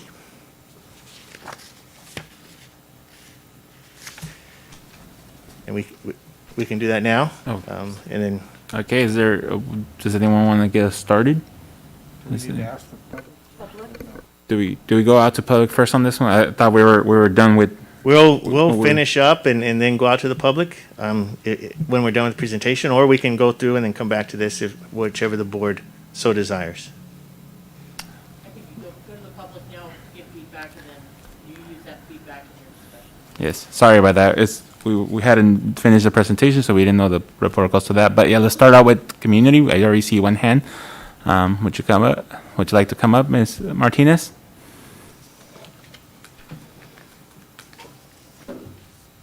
Debbie Martinez, I'm just going to say community. Thank you, Tim. I see a lot of the sites. I go to different districts and have to drive through neighborhoods, and I see a lot of upgrades with Modesto City Schools, and it looks really good. It's shining out there. You guys are really coming up, and I'm not here to hound you guys no more. I just want to work now. I done already rolled up my sleeves and did my part. I'm just asking that you guys continue to just do what you're doing. I appreciate it, and parents appreciate it. But as far as naming of the school, I come now 40 years with Victory Outreach. I even just went back not too long ago. They want to save our youth. And Jaime Martinez, his family came when Marlena was only 3 years old. I watched Kim bore their other 2 sons. I watched Jaime come from a disadvantaged population situation, and he continued to work, strive, and better serve his community by being employed with MCS over 30 plus years. The family today requested that his name be put on a school. So I stand before this governing board nominating Jaime Martinez. I've known the Martinez family, that's why I stood with him, his brother, for over 40 years. So if you're going to consider a name, consider Jaime Martinez. Thank you. Thanks. Is there any other members of the public that would like to comment? No? Okay, now we can, as the board, start our discussion. I had Vice President Brown up first, and Trustee West, and then Trustee Maestas. Yes, as I look at the structures that we have built, I see there's lots of great opportunities to recognize people. But there's one thing that really sticks out in my mind as I read this, and there's some folks who we want to recognize at a higher level than just a building. And I like the idea of us taking some of these schools that have street names and recognizing individuals that have given great contributions to our district. We've got some rich history. We've got some rich ethnic history within our district. I look back at our first African-American board member, Odessa Johnson. I got her last name right, I hope? Yes. Okay. Odessa was a mentor to me, and I looked up to her for guidance as I was a new board member at Sylvan District. And then I followed her career as she became a member of the Board of Trustees for the California State University, UC? Yes, the UC system. And, she's deserving not of a playground structure or a cafeteria. I want to see us name a school after her, and to give her the best recognition that we possibly can, and honor what she did as a member of the African American community for our schools. And so, I don't see that opportunity here, but I see opportunities for us to recognize lots of people for their contributions.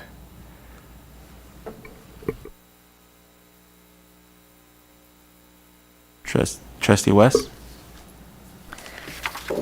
As we looked through the opportunities for new buildings and structures with which to honor people of our community, I was looking for what might be appropriate and fitting for Mr. Martinez. I heard his brother, I believe it was his brother who spoke, and the warmth as another family member accepted the award. And it looks to me, out of what we have listed here, there's going to be a track at La Loma, which is where he worked, which might, they know him. That was his family, his work family there. So out of all the things on these lists, it seems that might be the most fitting. I hear what you say, Trustee Brown, And I do agree that there's so many deserving people who need to be recognized in our community. I'm a little hesitant to change the name of a school. It's unfortunately, we can't just build a lot of new schools so we can honor these people. And the reason I say that is just from personal experience. I've attended schools, I've attended colleges that the name was changed later, and it has an effect on people when you change the name of their alma mater, even if it's named after a road or a street or a community.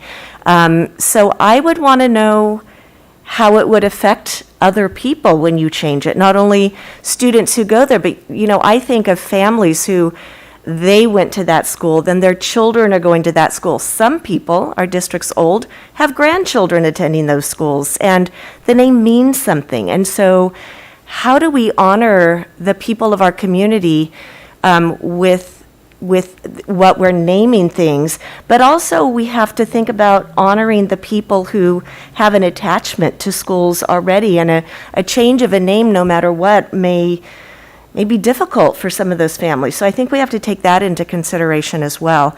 I don't know how to make it a win-win. I don't have the answer to that, but I think we have to consider all of those other things as well, because changing the name of a school is huge. And what we're talking about today is not changing the name of a school, but how can we honor the people of our community with the things that we do have that aren't named yet. And so might be a good place to start. Maybe eventually we're going to be building another school, who knows? And maybe that's a time to look at bringing new names in. But that's just my thought, and let's hear what everyone else has to say. Well, actually, I'd like to interrupt you for just a second. So the agenda item, it says naming new school buildings and facilities. This isn't an agenda item for renaming schools. And so if we want to have that discussion, then we need to get it on the agenda to be able to do that, because I'm confident that this room would be filled with people. And so if we want to go down that course, certainly we can do that and have that conversation with the community. But at this time, it's the new school building and facilities. Okay, thank you. Trustee Mejia?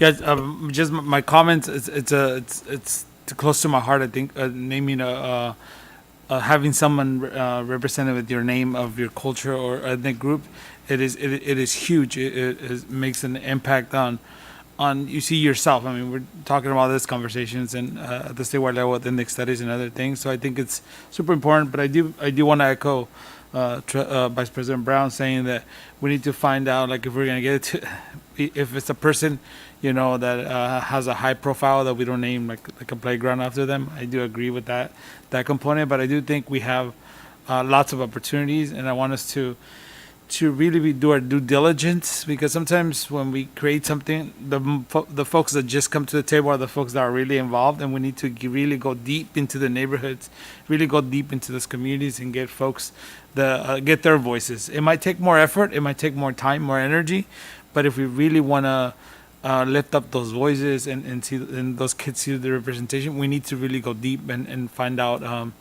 and really listen to that community, not just a few folks that come to school all the time and are involved, which are important, and we want their voice too, but we want to also go deep into communities where we really get it, we make it a point to get as many folks involved from a school like 600, 700.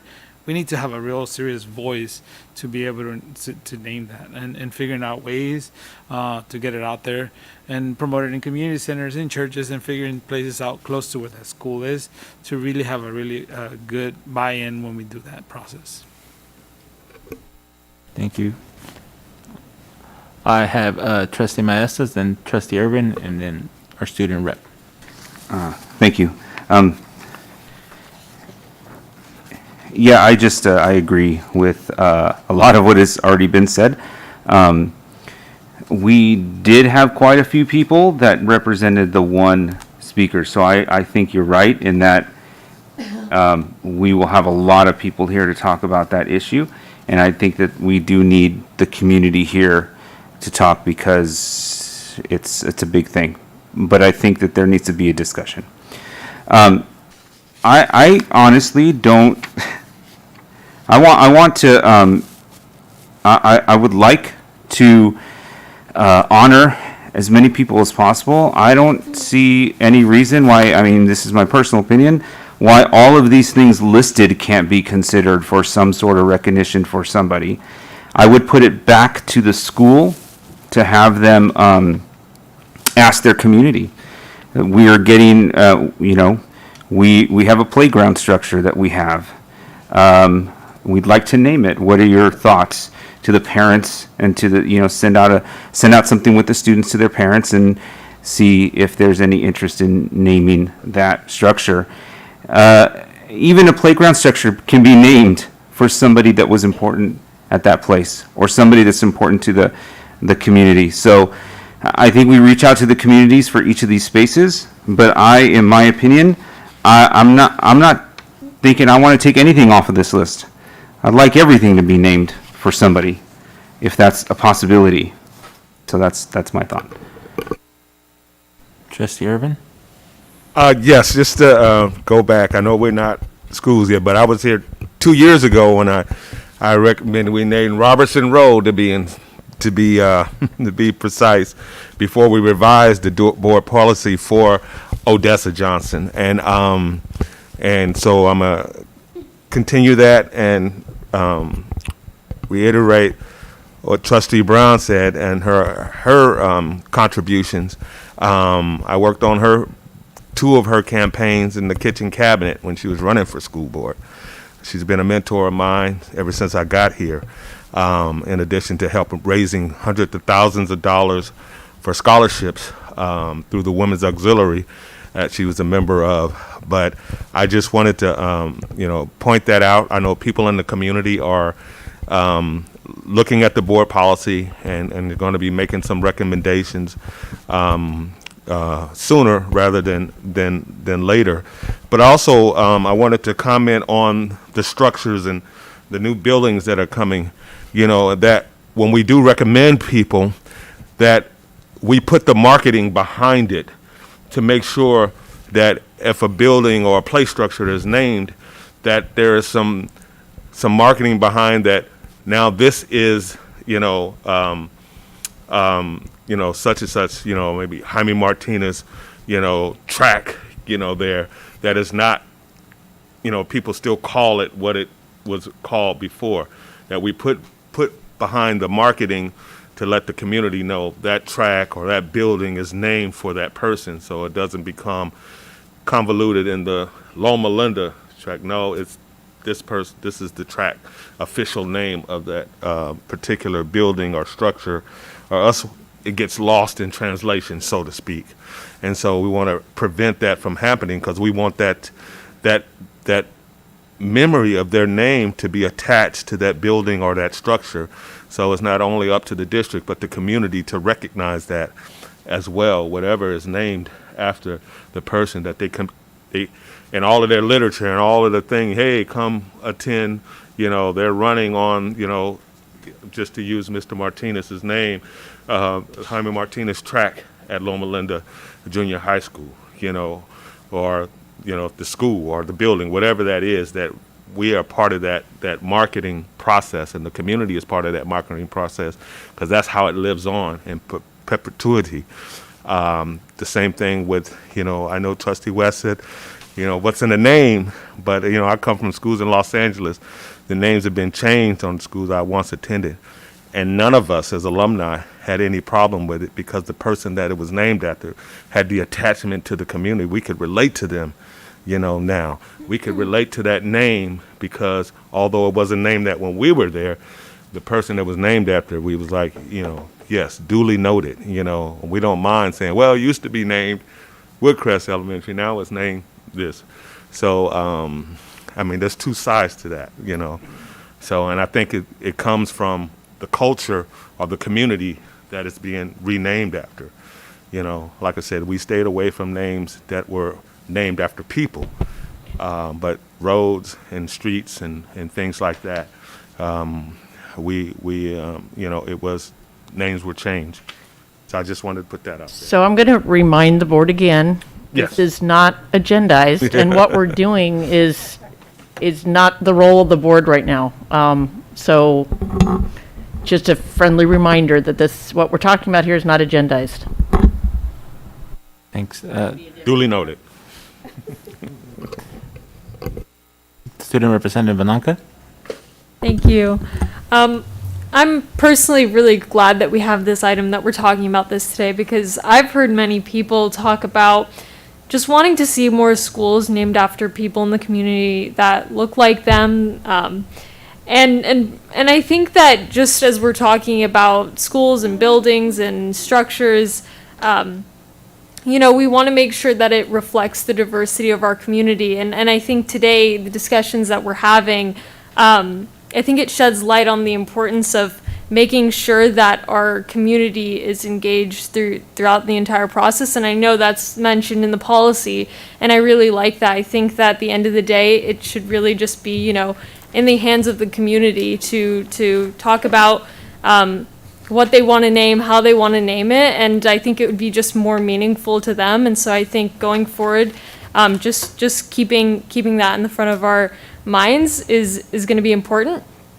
And then I also wanted to echo the remarks of Trustee Maestas in that I don't see why we have to choose which structures or buildings to name to be named after people. Would it be possible to just, if this is what the community wants, to name them all after people that have been impactful in the community?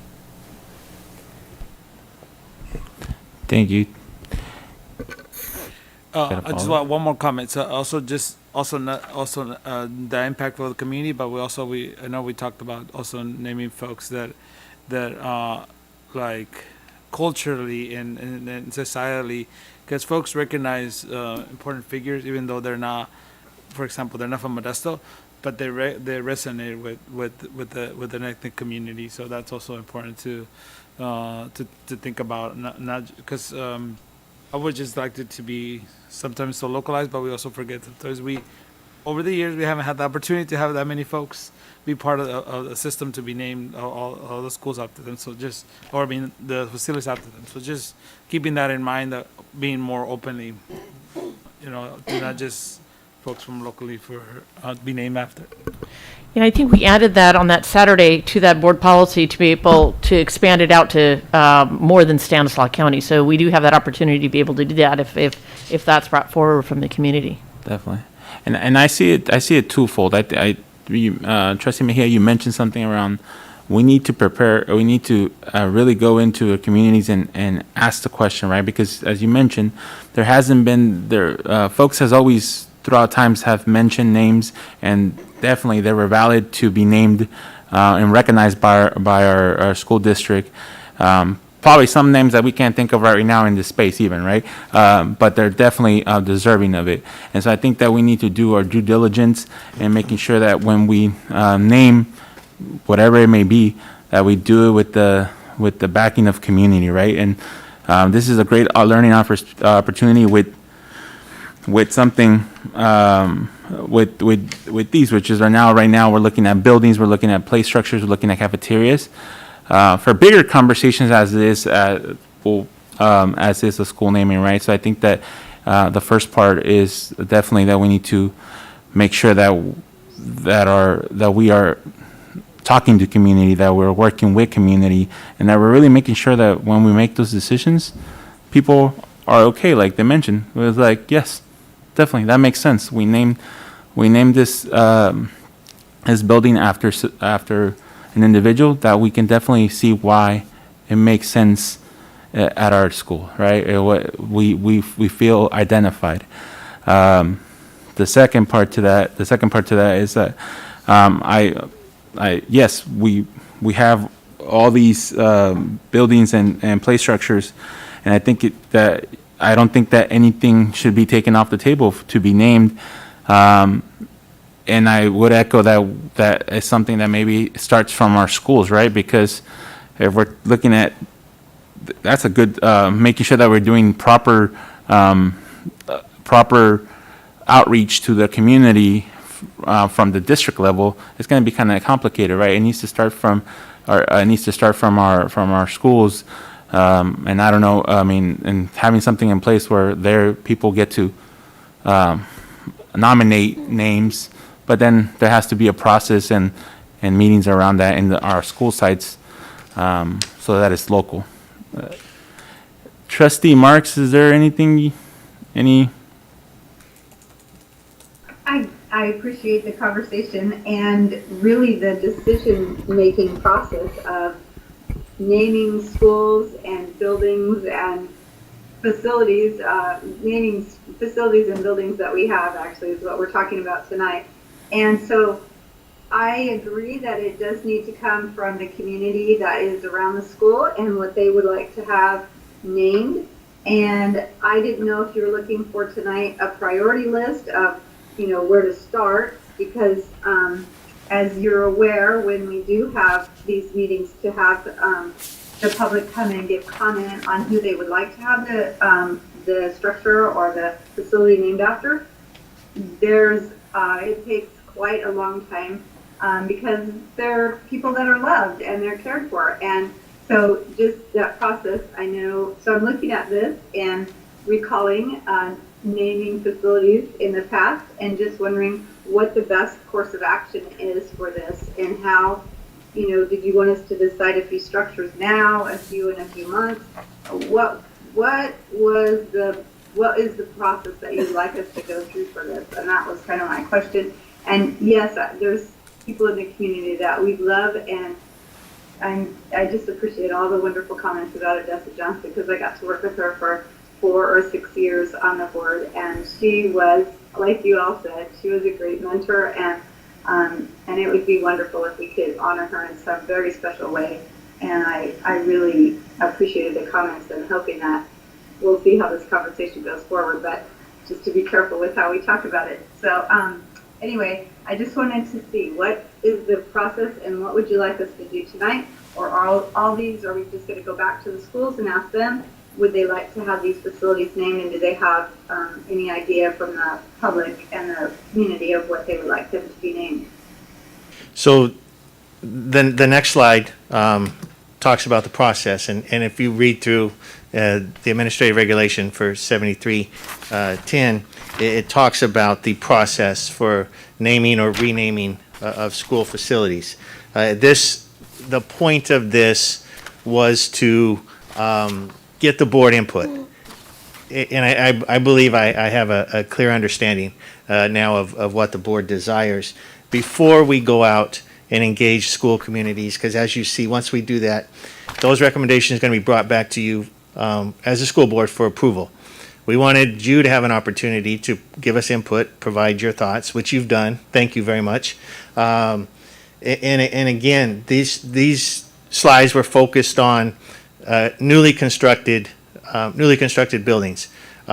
We will add other buildings to the list as we send them out. Thank you, Trustee Maestas. We'll send out a complete list to the school sites. Roger Orth just pointed out to me that the Loma Cafeteria is not named. So, I mean, that I didn't think about that because that's been years since it's been constructed. Most of our gymnasiums, if not all of our gymnasiums, are named. Our stadiums are named. So we'll come up with a list of buildings that are not named, athletic fields, and send those out to the school sites, as you can see here, to engage their communities in naming recommendations for school buildings or facilities on their campus. As pointed out in the AR, staff, community members, or groups wishing to propose an individual and facility to be named in his or her honor shall submit the proposal in writing to the superintendent. So there's a process that will go on. We're going to ask the schools to engage their communities to do this. And I do want to point out also, we did remove from the board workshop on Saturday, we removed there was a requirement that the individual must have lived in Stanislaus County or live in Stanislaus County. We have removed that. That is no longer part of this particular naming process. So that has been removed. But the intent here was to give the board an opportunity to give us input. If there's some of these schools you would like to be part of that community process, now you can see which ones are going to be included in that process for naming of school facilities.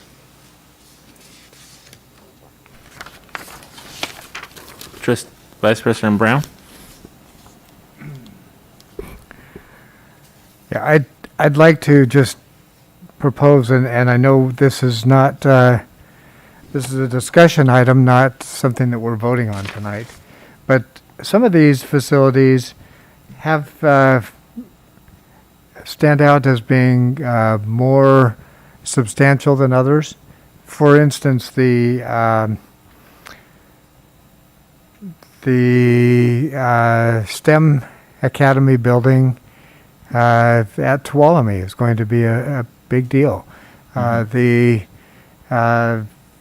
health facility that we just dedicated at Davis High School has some history. And, you know, the culinary arts wing is going to be a big deal.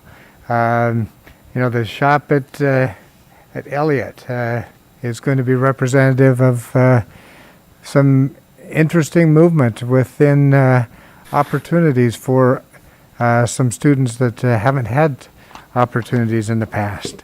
But things like the playground structures, to me, aren't going to have the impact with a name as much as some of these bigger facilities that really represent a lot of money and opportunity for the campuses where they're being built.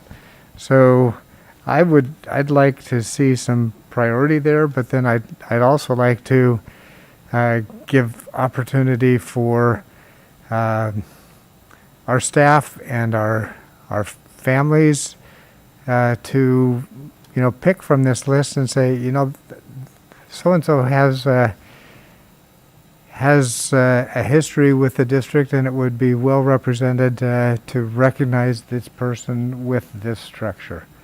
So just that input. I'm not feeling like we have to put a name to every one of these facilities on the list.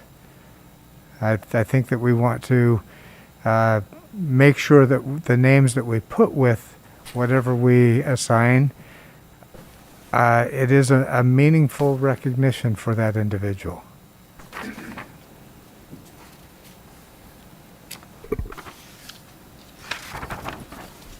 Trustee West? Thank you. I would just, Mr. Zierli, like to request that the Loma Cafeteria is added to the list when you send that to the Loma school. That's my neighborhood school, and so I feel very strongly that I would like to be a part of that, and hopefully Mr. Martinez can somehow be acknowledged. I hear the passion from his family, and I would just like to be a part of that discussion. Thank you. Any other questions? Seeing none. Thank you, Mr. Zierli, for the discussion. And we'll be moving on to B6, approval of resolution 2122-23, authorizing reduction and/or elimination of classified and classified management service for the 2022-2023 school year. Mr. Henderson. Yes, good evening, Board President Lopez, trustees. This is an annual process and an item brought forward to the board each year as the district analyzes its operational needs in terms of levels of classified and classified management service and funding. The classified reduction and elimination, otherwise known as layoff, process is governed by Education Code and Article 9 of the CSEA bargaining unit contract, as well as new timelines implemented per Assembly Bill 438. This aligned the classified layoff process with that of the certificated. The education codes provide the authority to the board for the resolution, defines the basis for reductions and eliminations due to lack of work or lack of funds, and establishes the placement of affected employees on a reemployment list. The CSEA contract further articulates the process, including engagement with CSEA throughout the process, the timelines for notification to employees, and the procedures for seniority and bumping rights. So our process began back in January. The district engaged with CSEA leadership on a number of occasions to keep them apprised of what the proposed layoffs were and the positions affected. On February 4th, district staff met with CSEA. We presented to them the proposed layoff list and explained each one, answered questions. And then on February 15th, we met again as a classified layoff committee to review adjustments to the list and to conduct a vote of the proposed list. To provide some context, I'm going to give a brief breakdown of some of the groupings on the list. At the outset, there are 42 classified and 1 classified management position on the reduction or elimination list. 32 of those, or 76% of the positions, are vacant. No one currently in them, with a portion of those being the elimination of obsolete positions and job descriptions due to our reclassification process and reclassification into new positions and job descriptions and titles. The board may recall annually we have a campus club program at one of our elementary sites that comes back each year. We're currently working through student support services to utilize the extended learning opportunity program to develop positions so that those are continuously funded and won't have to come back, but they are on the list this year. We have 7 positions on the list due to the reclassification process. Reclassified positions are vacant because we created new job titles and descriptions for them, and the employees continued into those new positions. So we're bringing forward the obsolete positions that were eliminated as a result of that. 33 positions are on the list for different reasons, such as lack of work, based on analysis of the operational needs of the district. To give some examples, 7 positions were created but never filled. 2 were due to reductions based on negotiated agreement with CSEA for when positions became vacant. The actual need was less hours than they were. 5 positions, as mentioned, moving to the ELO plan. 4 positions due to restructuring of the CalSafe program. Paraprofessional positions will be available for those. And the management position was one that was reclassified. So what remains, not counting the campus club program, are 7 classified positions which are currently filled by employees. And of these, 6 are instructional paraprofessional positions. So out of your 42, 7 are actually filled with employees. 6 of those 7 are paraprofessional positions, and we've had discussions as a board that, one of our highest need instructional para positions in other areas, separate from maybe these, is paras. So we have a lot of confidence that we're going to be able to find spots for those employees who are displaced as a result of the process. So what we will do after the board authorizes and approves a resolution is review each employee situation, determine if the employees have bumping rights into other positions. We've held on to some positions to make sure until we play the process out, but our office works in conjunction with CSEA to exhaust all our efforts to maintain employment whenever possible.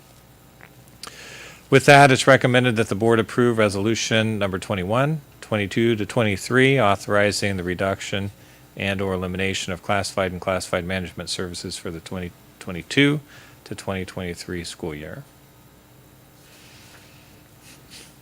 Thank you, Mr. Henderson. Let's go out to the public. Is there any comments or questions on this matter? Ms. Martinez. A question.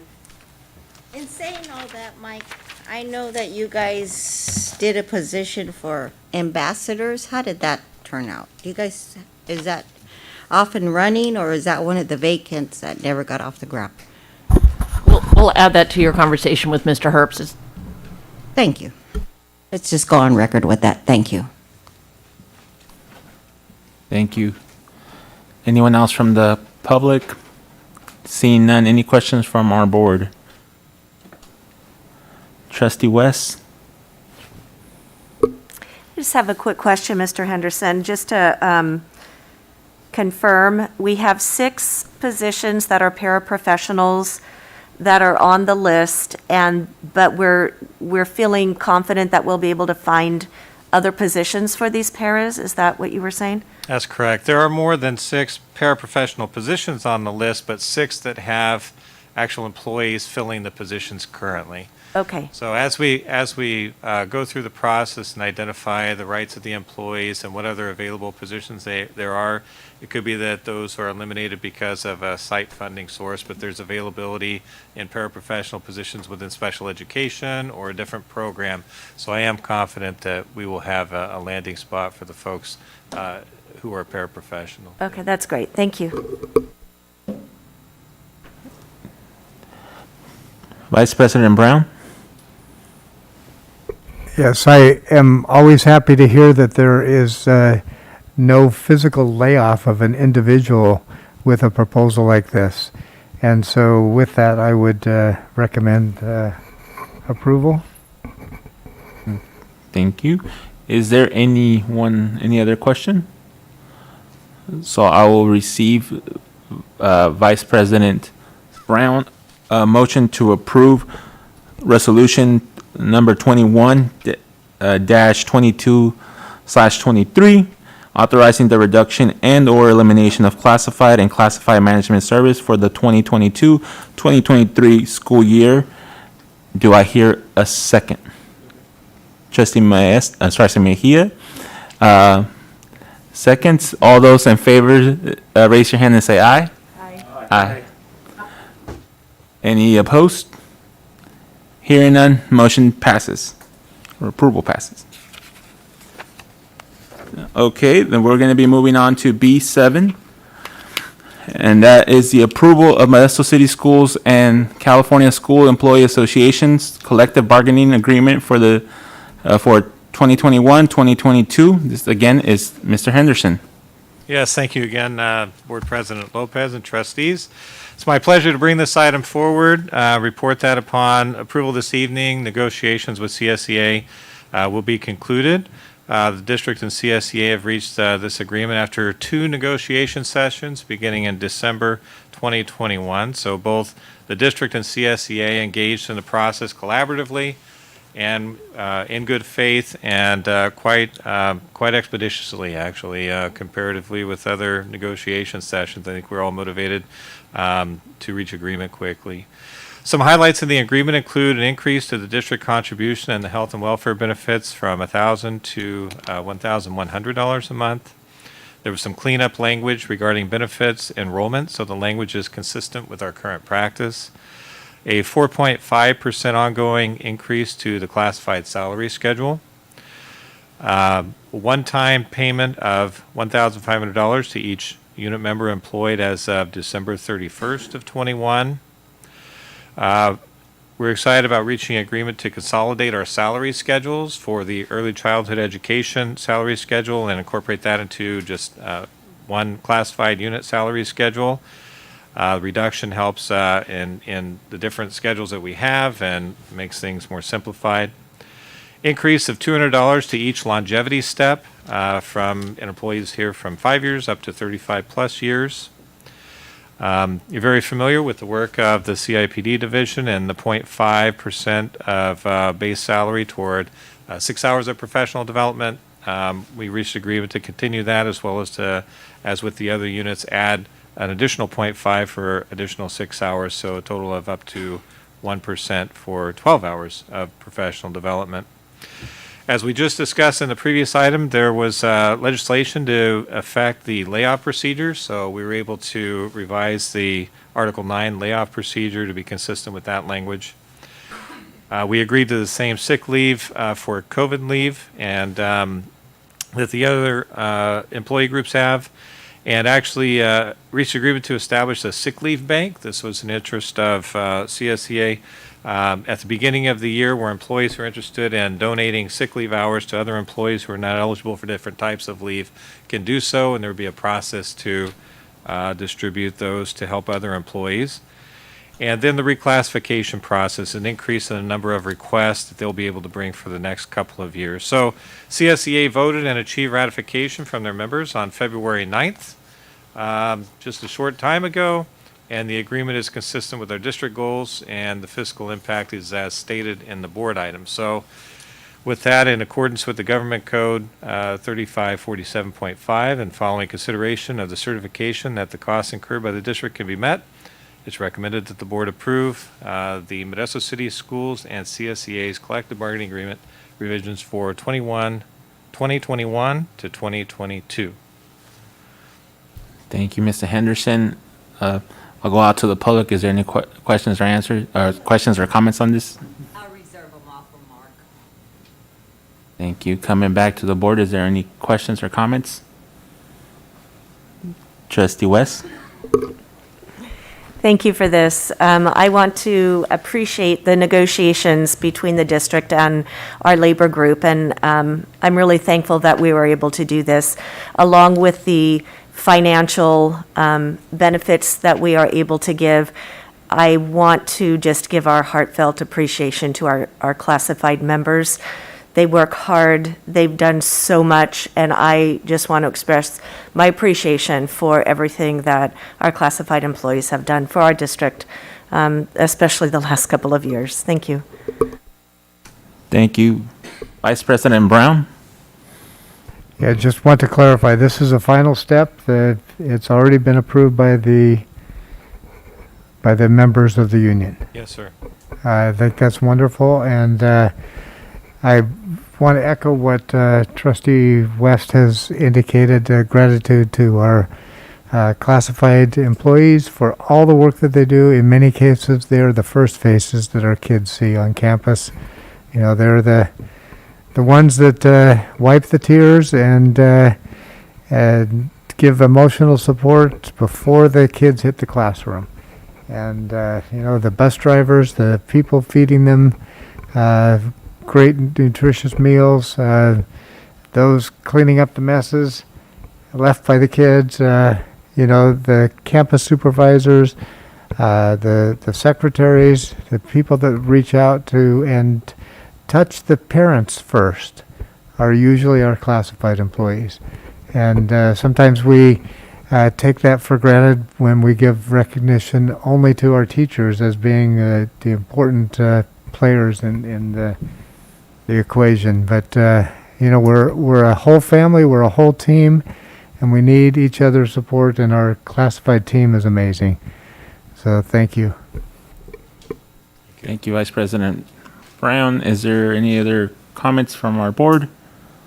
Definitely want to echo what was mentioned by my fellow trustees. They're vital to the success of our students and the success of our district. So thank you for all your support. Thank you for all you do for the district, and thank you for both bargaining the bargaining teams that we were able to come up with something great for our district. And now, do I hear a motion to approve Modesto City Schools and California School Employees Association's collective bargaining agreement for the years 2021-2022? Moved by Trustee Mejia, seconded by Trustee West. All those in favor say aye. Aye. Any opposed? Seeing none, motion carries. Thanks. And now we'll be moving on to B8, approval of vote for no more than one candidate for CSBA Delegate Assembly for the year of 2022. Dr. Noguchi. Wonderful, thank you. So this is the time of the year where you have the opportunity to vote on one delegate to represent you all, and also this, you know, the Central Valley, this region. And so currently we have Faye Lane from Ceres, who is the incumbent and has sat as a delegate on the delegate assembly prior to this year, and I'm not quite sure how many years she's been on there. Perhaps Trustee Marks can add. I know that there were the bios that were provided for you all in your board packet. And then we also have Ken, either it's Hausenstein or Hausenstein. He is a board member from Turlock that was recently put on the board a year ago when there was a board member that had quit. He was selected in Turlock to replace that board member who resigned. So at this time, I'm looking for a vote for one of the two. Okay. Do we have any questions or comments from our public? Yes. Well, I don't Ms. Martinez. Debbie Martinez La Raza. I don't know how much input that community can put in this, but I work with both districts really well, and my vote would go to Ceres. Thank you. Thank you. Is there any questions or comments from our board? Vice President Brown? Yes, I have followed CSBA delegates for the many years that I've been on the board. I know the incumbent. I know that she's been there for many, many years. And one of the things that I am concerned about with our CSBA delegate assembly is that many times it is very seasoned members of boards who have great insight, but they're sometimes lacking the new ideas and new young energy that comes from someone who recently was either appointed or elected to a board who has good background as well. So I looked at the two candidates. I do know Fay Lane. I think highly of her, but I also feel like it's time for our area to be represented by a new voice. And so I'm going to recommend that we put forward the name of Ken Hohenstein. Okay, now, would I have to make that a motion and then have us vote on that specific motion? I want to check and see if Trustee Marks has comments. She serves on that Delegate on the Assembly. CSBA Delegate Assembly. Delegate Assembly as a past president, and I'd like to hear her comments. And I know she feels passionate about this as well. Thank you, Trustee Brown. Yes, I appreciate Faye and all that she brings to the conversation. I know that, as Trustee Brown just suggested, sometimes it is good to get some new insight and some fresh voices on there. And I read his bio and thought that he had some really good comments. He seems like he's has some good experience and knowledge of government entities and how it works, and then how to actually push for certain political changes. And that's what Delegate Assembly is really all about. So maybe he would be really good to do that. So I would love to hear if anybody else had any comments about it as well. So I appreciate Trustee Brown's comment. It's hard though to not vote for Faye. She's really good, but I just think that it might be a time to be able to have someone new. Thank you for your comment, Trustee Marks. Is there anyone else wishing to speak on behalf or of either candidate? No, if not, what we'll do is that we'll make a vote for what was motioned, which was a vote in favor of Ken Hohenstein. And if that motion does not carry, then I'll do a vote for Fay Lane, and we'll see that, and let's hope that we get one by the end of those possible two votes. If not, I don't know if any board has sustained from not getting it. I don't know. So let's go with the first motion. Let's go with the first one. All those in favor of Second. yes, is there a second?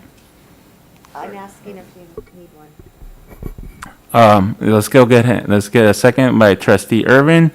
Okay, all those in favor of voting for Ken Hohenstein, please raise your hand and say aye.